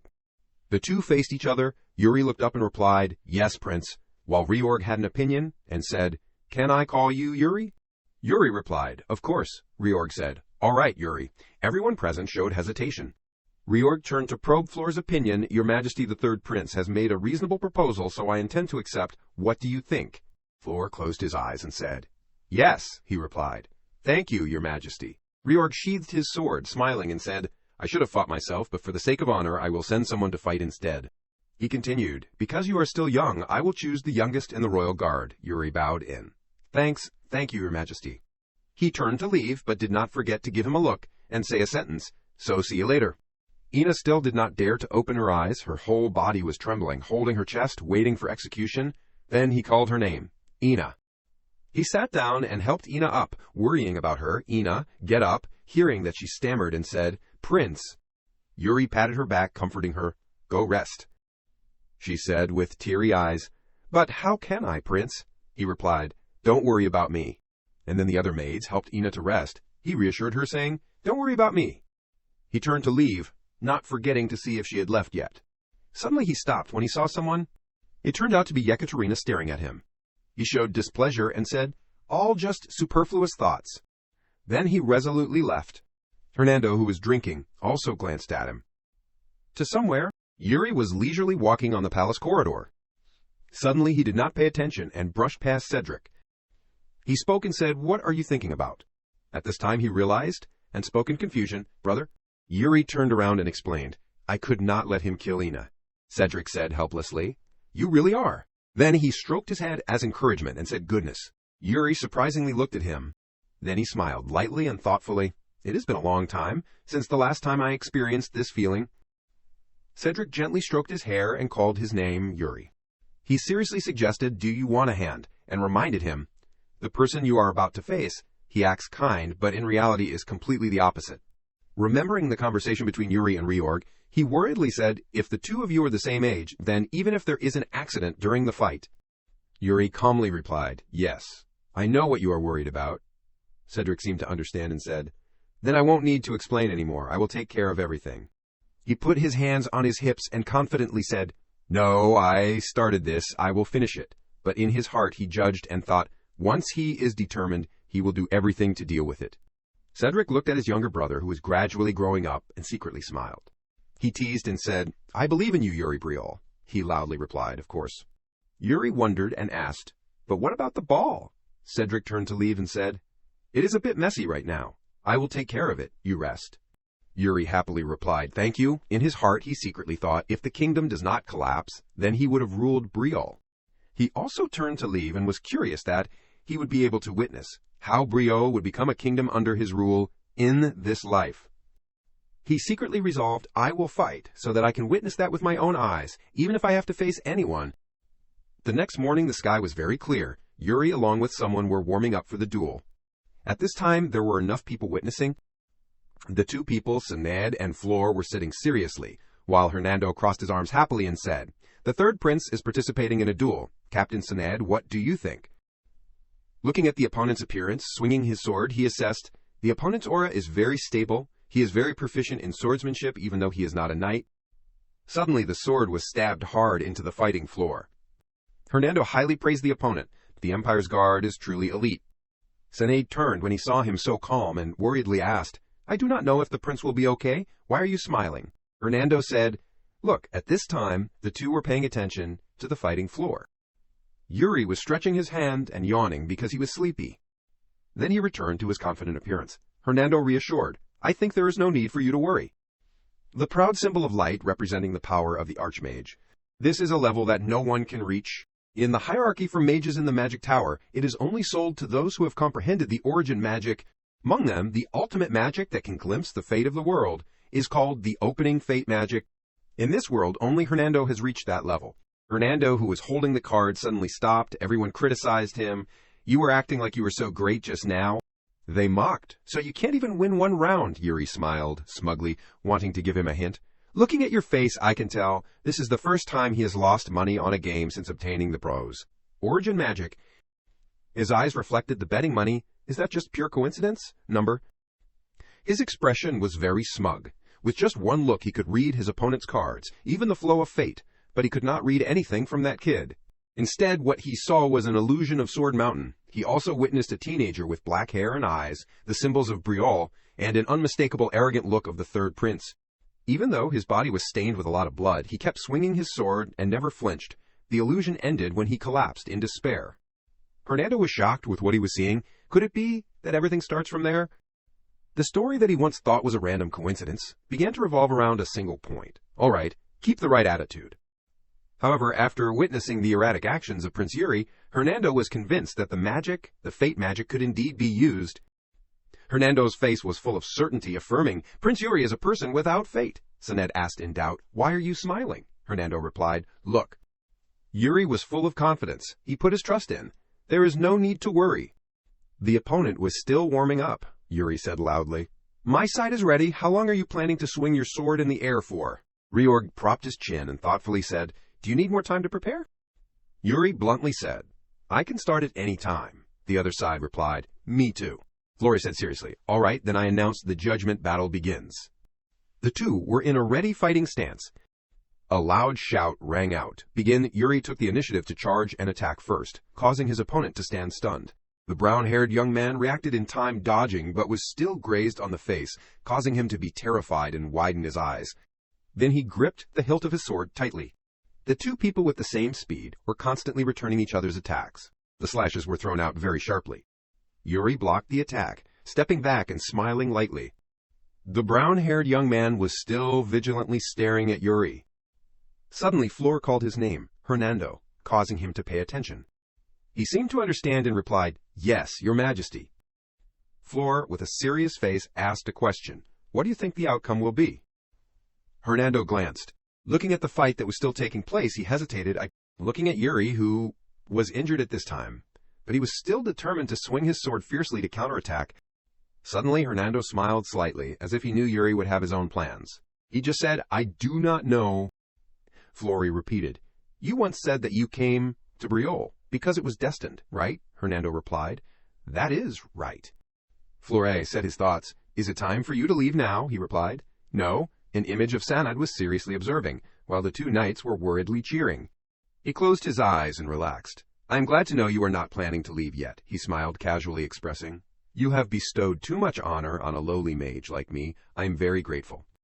Flor glanced and reminded, "Being humble to the point of inviting disaster. I understand that means nothing big will happen, right?" Yuri changed the topic and asked, "Who do you think is stronger?" Looking at the opponent who was swinging his sword mercilessly, his eyes were like a ferocious beast, fighting with determination. Flor crossed his arms, looking down thoughtfully, and said, "The opponent." Hernando also turned to look and said, "It seems you think so too." Looking at the two people who were still fighting, Hernando thought, "When I first set foot in Briol, everything was completely because of the points heaven indicated." He carefully watched and made a judgment. "It has shown me that the person who can turn the fate of the world, the strongest person on the continent, is in this place."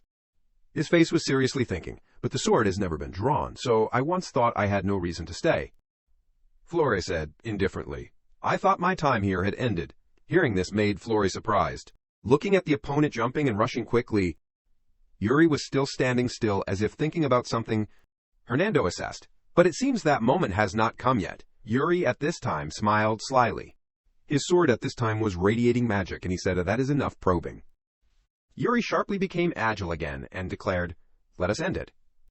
The opponent suddenly realized, he is suddenly faster. His eyes were wild, like a ferocious beast. Yuri resolutely swung his sword close to the opponent's neck.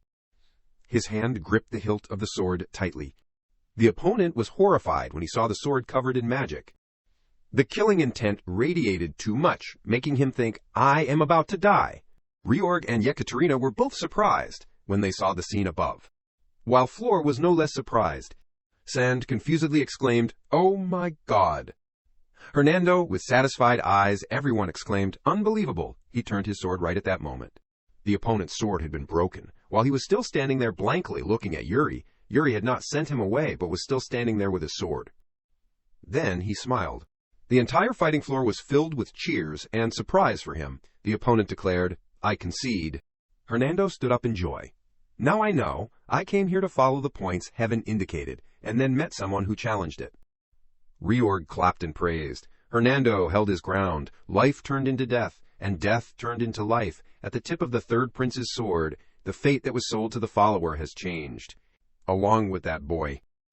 Everyone excitedly cheered. He affirmed that. "Every step you take now is a resistance against the will of heaven. That is right. You are someone outside the fate of this world." Yuri was delighted to have regained the honor for his country and wiped his face with his hand. Yuri Briol, the one who transcends fate. Hernando clapped and congratulated. "You are truly extraordinary, Prince. Honestly speaking, I am eager to witness." Looking at his satisfied, smiling appearance, he suddenly realized how he will continue to change the fate of the world from now on. Suddenly 5 years had passed. The maid's footsteps were a little hurried. "Ah, no wonder everything is going so smoothly." She was confused. If someone caught me at this time. A loud voice, "Hey you," startled her. Joshua frowned and asked if she was new. The maid thought, That person has black hair, the symbol of the Brielle royal family. What are you doing here? Joshua was still uncomfortable. The maid stammered, That... In her heart, she reassured herself. Calm down, I have to answer the way the predecessors instructed. I am asking what are you doing here, Joshua said loudly. The maid still thought, if it is someone who always has a dull face, then it is. His Majesty, I heard the Crown Prince always greets others with thirdi, a gentle smile, so this definitely is not him. Those murderous eyes and that crooked walk, she was lost in thought and did not remember. This side, Joshua had become angry. Are you really ignoring me? The maid said softly, His Majesty is definitely this side. Joshua listened inquisitively. Third, what? I have something to do so. Joshua angrily shouted, Do you people share a code of conduct with the royal family, in which it is clearly stated that you have to avoid me? She hesitated. Joshua turned purple with anger. All right, that is enough. Today I will teach you people a lesson. A voice called out, Brother. While Joshua and the maid were bewildered, that voice continued to sound, What are you planning to do this time? Looking at the figure of the man approaching her, the maid suddenly remembered, They also instructed me about one more person. If I see someone with a confident face, and is also wearing a sword on his hip, then that is... Yuri asked, with a radiant face approaching. Are you bullying the maid again? After settling the matter, Yuri leisurely enjoyed the cake. Walking on the palace corridor, he remembered the matter just now. When he asked Joshua about bullying the maid, Joshua denied it angrily. The maid then gave Yuri a bag of cakes to thank him. Thank you, Your Majesty. I only have this so. He quickly brushed away the cake crumbs stuck on his mouth. The food I received from that maid was quite delicious. Yuri brushed his hands, causing dust to fly around. He secretly recalled the realm of martial harmony. A state where even while holding a sword, the pressure on the hand is still reduced thanks to the use of mana, he thought while looking at his hand. It seems I have reached that realm. Yuri recalled the memories from the past. He realized 5 years have passed since I regressed, after being killed under Laurent's sword. It seems my peaceful days are about to end. They are probably babbling enough nonsense at this time. Inside the palace at this time, Yuri quietly knocked on a door to a room, in which the sentence echoed, Are you ignoring everything I am saying? That is not it. Again, a loud shout. You are the one who won't listen to what I am saying at all. The situation inside seemed very chaotic. Yuri was annoyed because he had knocked for so long, but no one opened the door. The guard standing next to him saw this and soothed. Ah, it seems no one can hear you because they are completely focused. On the meeting? I think you should try knocking again, Your Highness. Before the guard could finish speaking, Yuri kicked the door open. Everyone inside was surprised. Yuri spoke. Forgive me. I knocked on the door, but it seems no one heard. So the second time I used a little force, the guard outside was scared. How can this be called knocking? I am going to be punished. Father, I want to participate in the meeting, Yuri suggested to his father. The king had no choice but to accept. All right, continue. The members of the Council of Elders continued to argue. Anyway, what I mean is, we do not have any extra military force to support the Allied forces. Another person spoke in rebuttal. Are you saying you will ignore the request from the Empire, then other nobles can accept instead? What an irresponsible remark. Everyone was using logic to defend their opinions. Gradually, the sound of arguing from both sides kept ringing out. Yuri at this time also understood. Everyone is only thinking about their own advantages and disadvantages. That is right. It was around this time that incident happened in my previous life. The call to join the Allied forces from the Empire. They requested reinforcements from many countries and launched a large-scale attack by the orcs towards the east. However, the Allied forces failed, and in a rage, the orcs crazily broke through, putting terrible pressure on the borders of all the participating countries, all except the Empire. It was at that time that I realized that everything from the beginning was within the Empire's arrangement. While thinking, Yuri squeezed the paper in front of him. And in that process, we lost the outstanding knights who had joined the Allied forces, including Lian. But in this life, I will not let things go in that direction. On top of the meeting table at this time, everyone was still arguing fiercely. Anyway, we will not send anyone. That is the end. You think we have too many knights? At least you should. Yuri spoke, interrupting. Stop. I will go. Everyone was surprised and shocked. I will join the Allied forces, so you should also show your sincerity. Fulfill the duty of a noble, so that the name Brielle is not slandered. The king, hearing Yuri's declaration, only silently smiled slightly. So that is it. That is your move. After the meeting was over, Yuri continued to practice with Bernard. Suddenly, Joshua spoke, calling, Yuri. Are you really planning to join the Allied forces for real? While speaking, Joshua was panting. Yuri replied decisively, yes. Joshua was shocked after hearing this, but why? You are royalty. You do not need to go there personally. I know what you always say, right? Yuri smiled. It is the duty of royalty. Joshua was helpless after hearing this. All right, Yuri. Today I finally understand your thoughts, Yuri wondered. Today. Joshua changed his expression, patted his shoulder. Please return safely. In the meantime, I will protect the palace. Then Joshua quickly ran away. Yuri could only stand and watch. What brotherly affection, truly touching. As long as he does not cause trouble, then I can rest assured. Yuri turned to talk to Bernard. Are you not planning to worry about me?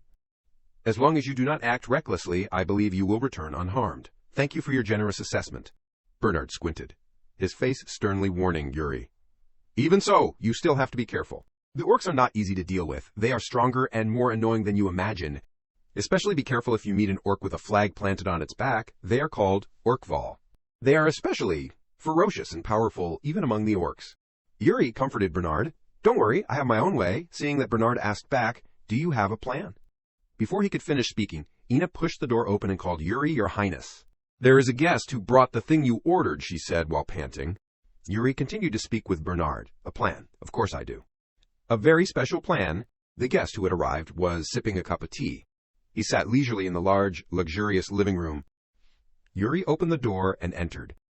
The guest stood up, politely greeting Yuri. Please allow me to pay my respects to your highness. He was the vice president of the Elaine Trade Association, named Guillermo. Yuri sat down and inquired, What about Elaine? Guillermo quickly replied, She is currently on the road, so I came in her place. She is still personally going everywhere. Tell her to slow down. Guillermo also could not stop her. She said that is what she is best at. Yuri also clicked his tongue and let it go. Oh well, did you come here just for that? Guillermo immediately brought out a mysterious box and placed it on the table. Of course not. I brought the item you mentioned last time. Yuri happily opened the box as if he had been waiting for it for a long time. Well done, Guillermo. Inside the box were 4 daggers, each with unique design and exquisite carvings. Seeing Yuri interested, Guillermo curiously asked, Your Highness, is this thing really that valuable? In my eyes, they just look like a few daggers for display. Yuri confidently affirmed, Very valuable. Yuri used magic to make the dagger float in the air. They are creations that carry ancient magic. Seeing the dagger fly up in front of him, Guillermo panicked. The dagger is moving on its own. Yuri reassured, It is okay. You won't die. Guillermo stammered. Are you controlling it with mana? I did not know you were that strong. Can magic also be used that way? Yuri crossed his arms and looked. You thought I just eat and do nothing all day. Suddenly, a black smoke flew across in front of him, causing Yuri to pay attention. Guillermo, seeing Yuri tense, asked, What is wrong? Ah, it is nothing. Anyway, convey my greetings to Elaine. Next time report to me on the preparation situation of the branch in the Empire. Guillermo knew what he meant, so he prepared to leave. Of course, then I will take my leave first. After Guillermo left, Yuri sighed and ordered, You can come out now. The black smoke began to reveal the figure of a girl. Yuri softly called her name, Asana. Then he coldly asked, What about Goryo? Asana quietly took off her mask. I sent him the warning, as you instructed. I left a message right next to his head on the bed. Hearing this, Yuri had a satisfied face. Well done, he still keeps targeting Elaine's money. Asana moved on to Yuri's matter. Your Highness, are you really going to join the Allied forces? I heard the maid say that. Yuri also lightly replied, Yes, I will go. Asana worried. Please be careful, Yuri reassured. You say that as if I am going alone. Asana was surprised by Yuri's words. What do you mean? You will go with me. Can you keep up with me? Asana's eyes lit up. The corners of her mouth smiled slightly. Then she quickly disappeared, not forgetting to leave a message. Anywhere is better than where I used to be. All right, I will contact you later. A few days later, the day of re-entering the battlefield, the war flag had been waved. Yuri was preparing when suddenly Cedric called Yuri. He instructed Yuri, take care. Yuri arrogantly replied, Don't worry, I am a failure. I will bring glory to the Brielle family. Then he teased Cedric. You should also take breaks when studying. Remember to take care of your eyes. Cedric also became less tense, all right? But in that moment, he also paused, his face thoughtful. He came and hugged Yuri. See you again. Yuri also soothed his older brother with a promising sentence. Yeah, I will return. The brass horn rang, signaling the order to depart. The King Flora presided over the departure ceremony. Now we will carry out the ritual. Yuri stepped step by step onto the platform placed in the middle of the great hall. His gaze showed seriousness and decisiveness, showing he was highly focused before an important decision in his life. On the ritual platform, the king asked Yuri, Are you worried? Yuri resolutely replied, Not at all. Look behind you. Yuri turned his face back. Thousands of soldiers were arranged in straight rows. All the soldiers you see here are valuable lives that you must bear on your shoulders. Yuri did not say anything, just quietly closed his eyes, his face so thoughtful that it seemed the whole world had collapsed inside. Not all of us can survive and return. However, I will ensure that they will not have to endure a tragic death, like in my previous life. The king continued, Are you sure you can do it? Yes, father, of course. Then endure this. Right at that moment, a red killing intent covered Yuri, causing him to be dizzy. The atmosphere froze. All sounds seemed to be suffocated. The one standing in front of Yuri at this time seemed to no longer be the king Floor, but the shadow of a scary person. Yuri's back stopped, standing motionless. He was sweating profusely. His body could not move. His instinct told him that what was approaching him at this time was death. Yuri's face darkened, without any emotion. That scary person kept gradually approaching Yuri as if wanting to destroy him. If I try to avoid it, I will die, but can't I refuse it? A blue light appeared, symbolizing the powerful energy, ready to resist death. Yuri did not hesitate, drawing his sword decisively. His eyes were sharp, shining with a brilliant blue color, his face stern, without any weak expression. His calm but coldness made people see he was ready to face any danger. Suddenly, the scenery at this time returned to a fresh green color. In front of Yuri was the King Flore. The two swords of the two father and son collided, exploded, pushing both back, but their eyes still did not leave each other. The King Flore happily praised Yuri. Well done. Yuri at this time was still gritting his teeth, pouring his strength to resist his father's sword. Then the king gave Yuri a small knife. This is to replace the farewell letter. I won't be long-winded. Survive and return. Yes, father. Yuri sternly turned his face to the long line of soldiers who were waiting for him below. He raised his sharp sword in the middle of the sky, powerfully declaring, I am the third prince of Briol, Yuri Briol. Put your faith in me. His eyes shone with determination, initiative, full of faith, his face radiant, bursting with a winning momentum. A loud voice shouted, The entire army departs. Scene changes to a dark corridor. A big, strong hand tightly gripped the iron bars. It was a monster craving food. Its eyes turned red, threatening those who fell into its sights.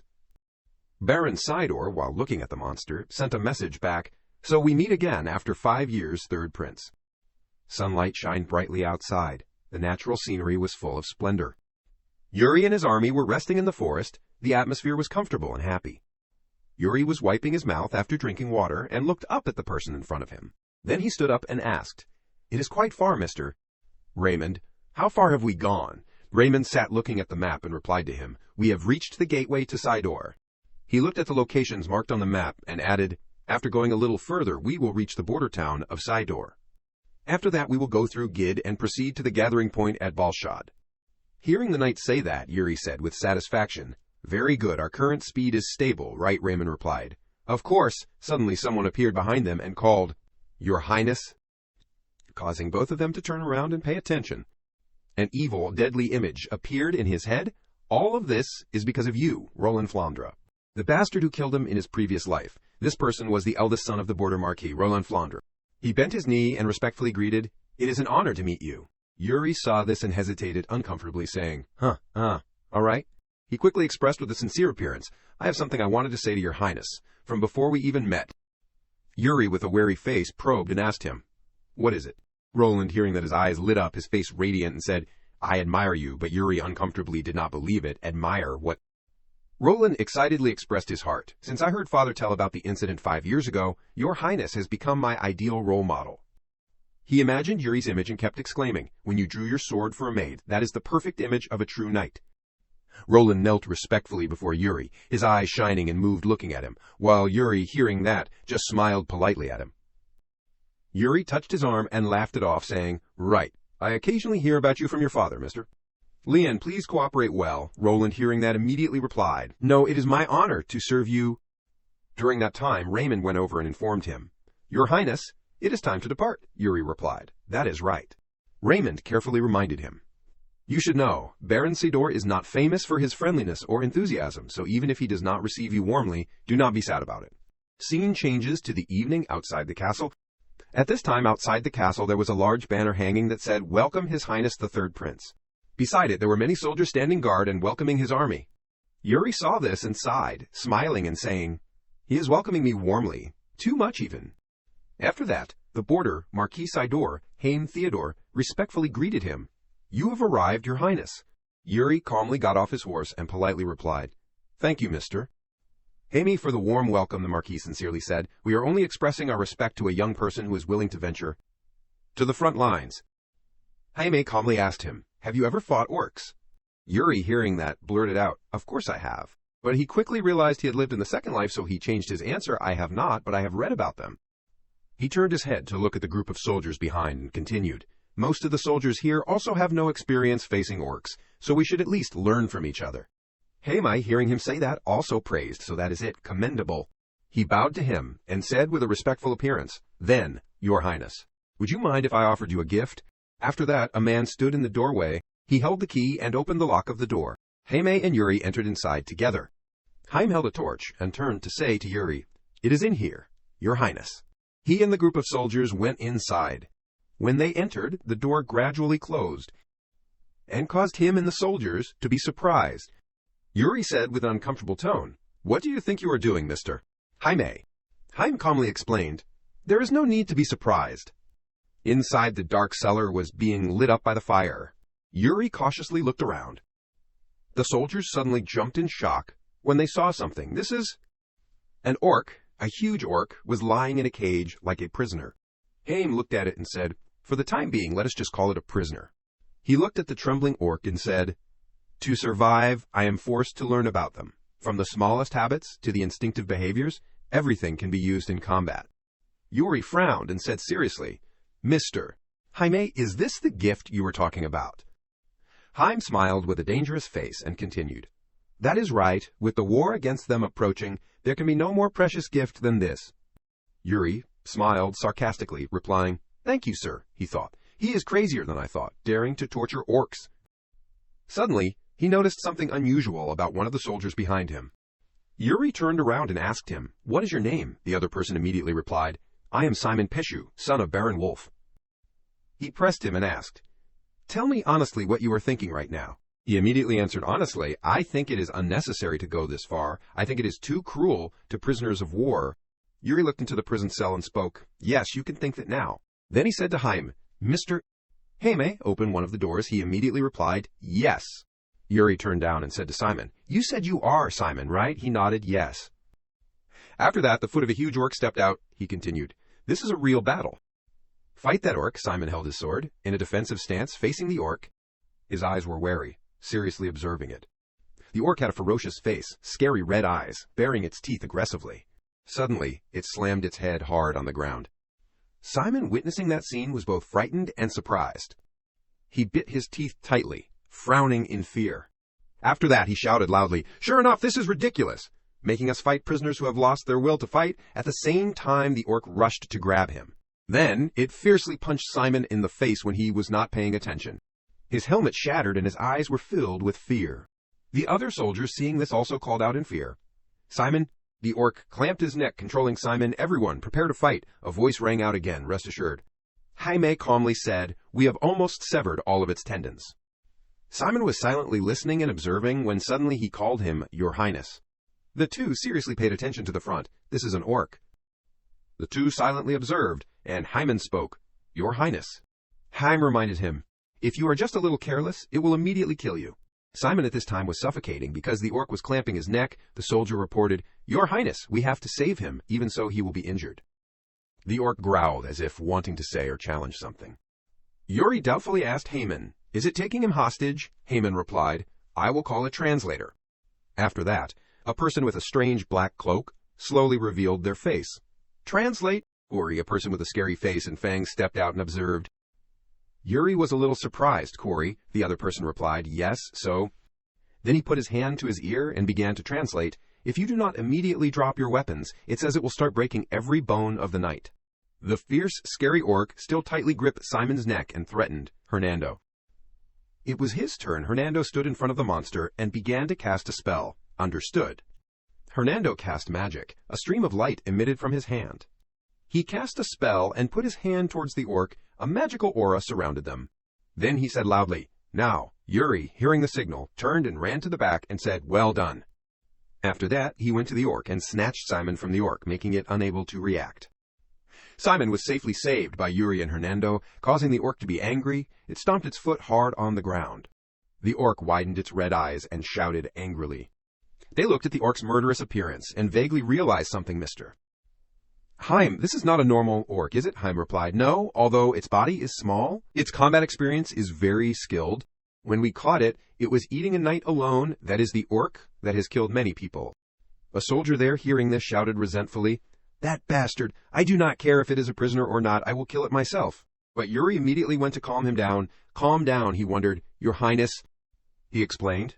I do not mean to stop you, but look behind him. Yuri looked at the red eyes behind and continued. All of them are waiting for an opening. That orc is nothing special. The ones we will encounter on the prairie will be much more terrifying than these. He patted his shoulder and reminded, Focus, this is training. Learn how to kill an orc. The huge, murderous orc stood in front of them, wanting to attack the whole group. After that, the group of knights held their swords ready to deal with the orc. The evil orc held a box of fire and rushed to attack them. Immediately, Hernando used a magic shield to defend. The orc could not harm Yuri and Haim, the two of them still calmly observed. But at that moment, the orc suddenly vomited blood from its mouth. It roared in pain. A knight used his sword and stabbed the orc. Yuri, seeing that, clapped his hands in satisfaction and praised, Well done. But those knights did not look happy at all, but their faces were very sad and depressed. Don't you feel happy? He looked at the orc that was slaughtered, lying on the ground, and said, That is right. Because this is just a test with someone who has no ability to resist, however. This experience will increase your survival rate on the battlefield. Be grateful to Mr. Isam. Jaime. Jaime raised his hand and bowed and spoke. You may think this goes against the spirit of a knight. But with these, they are not worthy of your chivalry. He walked away and continued. This way, please. I have one more thing I want to show you. The ones here are actually just a simulation. In the camps of the orcs, there are even more cruel actions taking place. A moment later, the group stopped in front of another cellar. Haman said to Yuri, What you are about to see now is the consequence of those actions of theirs. Yuri looked seriously and thought, I understand, a soldier after showing a surprised expression. They are half orcs. Yuri looked at them and frowned, speaking. More than I thought. Huh? Haman replied to him. That is right, and creating them is not easy either. Simon was terrified when he saw that scene, Hyman continued. The orcs capture humans and see them as toys, and this is a byproduct from their fun. Yuri bluntly asked him, Do you hate the orcs? His eyes avoided and spoke with hatred. I do, and I will continue to hate them until the day I die. Yuri, with an unpredictable face, quietly looked at Hyman. He touched the sword on his side and secretly thought, He is calm, as if he is too familiar with this mess. Everyone has an irreconcilable enemy. With me, it is the Empire. As for Mr. Haman, it is probably the orcs. I heard he found his son's body in an orc village. Perhaps that scene has never faded from his eyes. Just like the way I can never forget the scene of the kingdom being destroyed. Very quickly, the morning came, illuminating the entire castle. Yuri was standing admiring the morning scenery when someone came and reported, Your Highness. Haman came, and next to him was Corey. He said, Please take this one along. Yuri, seeing this, smiled and replied, He is the one I saw in the basement yesterday. He replied, That is right, his name is Corey. He looked at him and acknowledged, The ability to speak the orc language is a very valuable skill. Corey at this time suddenly spoke, Sir, I have something I need to say, but Yuri raised his hand, signaling, Stop. He said, I know, causing Corey to be surprised and not understand, Yes. Yuri gave Corey a glove and said, I know what you are worried about, so do not worry anymore. All right, now I will give this item to you. I hope you will work hard in the future. Corey held the item in his hand, saying in confusion, But something this valuable then. Before he could finish speaking, Yuri interrupted, Mr. Raymond. He asked, After this point is the border, right? Raymond carefully presented. That is right, there will be quite a few monster packs, but you won't need to worry about being ambushed. Yuri smiled and said, No, you are wrong. Those monster packs are also a threat to the border, no different from the orcs. We have to wipe them out. Scene changes to a certain forest. A group of people carrying things suddenly stopped. The sounds of horses' hooves began to ring out, and something was about to appear. A group of people riding horses smiled evilly going forward. The man holding a blood-stained sword in his hand brought it down in front of the people carrying things. His eyes were ferocious, cruel. After that, he sat on his horse, swung his sword, and slaughtered the group of people. Red substances splattered everywhere. On the other hand, this side Yuri's group was also walking in the forest. Yuri glanced down behind, his face thoughtful. He looked at Corey and thought it will be very troublesome if the unit knows that Corey is a half-orc. But he also reassured himself that, because I have given him as a subordinate to Hernando, he can probably handle it. He remembered that his confident face, this will be troublesome. After that, he took out a map and seriously looked at it. Then he waved his hand and called, "Gerald?" He immediately replied, "Yes." Gerald galloped up and looked with Yuri. Yuri pointed at the map and spoke entrusting, "From now on you will be in charge of the reconnaissance mission. I will point to a location and you will go check it." Gerald, hearing him speak, had a somewhat embarrassed and worried face and said, "Reconnaissance, sir, but is not that a place with monsters?" Then he frowned, looking at Yuri, and spoke, "They will run away if my unit gets close, but are you planning to go and attack them yourself?" Yuri calmly replied, "We will have to chase after them anyway. They are an obstacle for the merchants operating near the border." He smiled, teasingly, saying, "Why, do not tell me it is because you lack confidence with your abilities." Gerald remained silent, helplessly listening to his words. "I can't use the other soldiers because everyone is worried, and I am just a young prince lacking experience. You are a genius in swordsmanship, but if you can't even catch those criminals—" Before he could finish speaking, Gerald galloped away and said, "I will be back soon." Yuri happily smiled. "Yeah, I know you can do it. It is good to see him motivated." Raymond walked next to him and spoke, "You treat him quite well." Yuri, hearing that, replied amusingly, "Does it seem like it? I just like bringing him along." Then he turned to look at Raymond, his face calm, insightful. After that, he naturally said, "Mr. Raymond, can I ask a somewhat bland question?" Raymond comfortably agreed, "Of course." Then he asked, "Why do you fight?" His question caused him to be stunned for a moment. "It has been a long time since anyone has asked me that, but I can only give the usual answer," he said. "I am listening." Raymond firmly replied, "For the safety of Brielle." Yuri silently looked at him. After that, he smiled and thought, "Not bad at all." Then he excitedly said, "Keep the march speed. I will go visit Gerald." After that, he galloped away quickly before Raymond could react. Scene changes to the huts built inside the forest, and there were a few people there. One person was tied up, lying on the ground and screaming. Someone stepped over and ordered him, "Be quiet." Yuri appeared with a troubled face, holding a knife, threatening, "You do not want to die, do you?" During that time, Gerald looked through binoculars and reported, "Your Highness, we have found them." "It is the hideout of the robbers," he praised. "Well done, Gerald." After that, he asked that person, "So he is patrolling alone. Is there anyone with him? You mean your leader sent you alone?" That robber quickly nodded, acknowledging, "That is right." Yuri silently looked at him. He narrowed his eyes when he heard him say, "I am just a regular soldier, so I do not know much information." He was curious when he saw the necklace shining on the robber's neck. After that, he snatched the necklace on his neck, causing him to be startled and shout. Yuri held it up and wondered, "What is this?" "Is it yours?" That robber indifferently replied, "No, the leader told us to wear it when patrolling." Yuri, hearing that, intended to draw his sword and interrogate. "It looks like an antique. Has it been enchanted with something?" That person was scared and immediately denied, "I do not know anything." He stood in front of the robber and coldly said, "Really? Then there is no choice." After that, he turned his face away and laughed, saying, "I guess I will have to catch your leader and ask him myself." Not long after that, the sky had begun to turn to evening. When Yuri was hiding next to a tree and observing, there was a shout, "Your Highness!" Gerald came over and reported, "We have deployed troops on their escape route. According to your order, we have also sent some scouts to analyze their strength." Yuri smiled with satisfaction and said, "Good, so if I cause chaos, can everyone handle the rest?" Gerald was confused. "What? Cause chaos?" Yuri climbed on his horse and signaled, "Let us go. If you come late, then there will be no one left to fight." Gerald was surprised and shocked when he heard him speak. Yuri galloped away, getting on his horse, leaving Gerald, who was still bewildered. "Your Highness, please wait. It is dangerous to go alone." Yuri excitedly galloped. "Soldiers, charge!" The sound echoed to the place where the robbers were staying. The robbers there heard the sound and were curious. What is that sound? But another person who was bringing food was surprised. Immediately after, Yuri, holding a sword, riding his horse, powerfully rushed in, running over the group of robbers. While the robbers were still in shock, he said, "Hello?" He smiled and said with a challenging tone, "You robbers." In the evening, Gerald and the soldiers rushed over. "Your Highness." He and Raymond were shocked when they saw the scene in front of them. Yuri was sitting on the robber, lighting a fire, and said, "You guys are late." Gerald went over and worriedly said, "Please do not act alone. It is very dangerous." Yuri calmly replied, "Then you have to follow me properly." "Mr. Raymond, what about the escapees?" he replied to him. "They have been cleaned up, and the casualties on our side, there are none." Yuri held a meat skewer in his hand and excitedly replied, "Good, then let us take their meat and prepare dinner.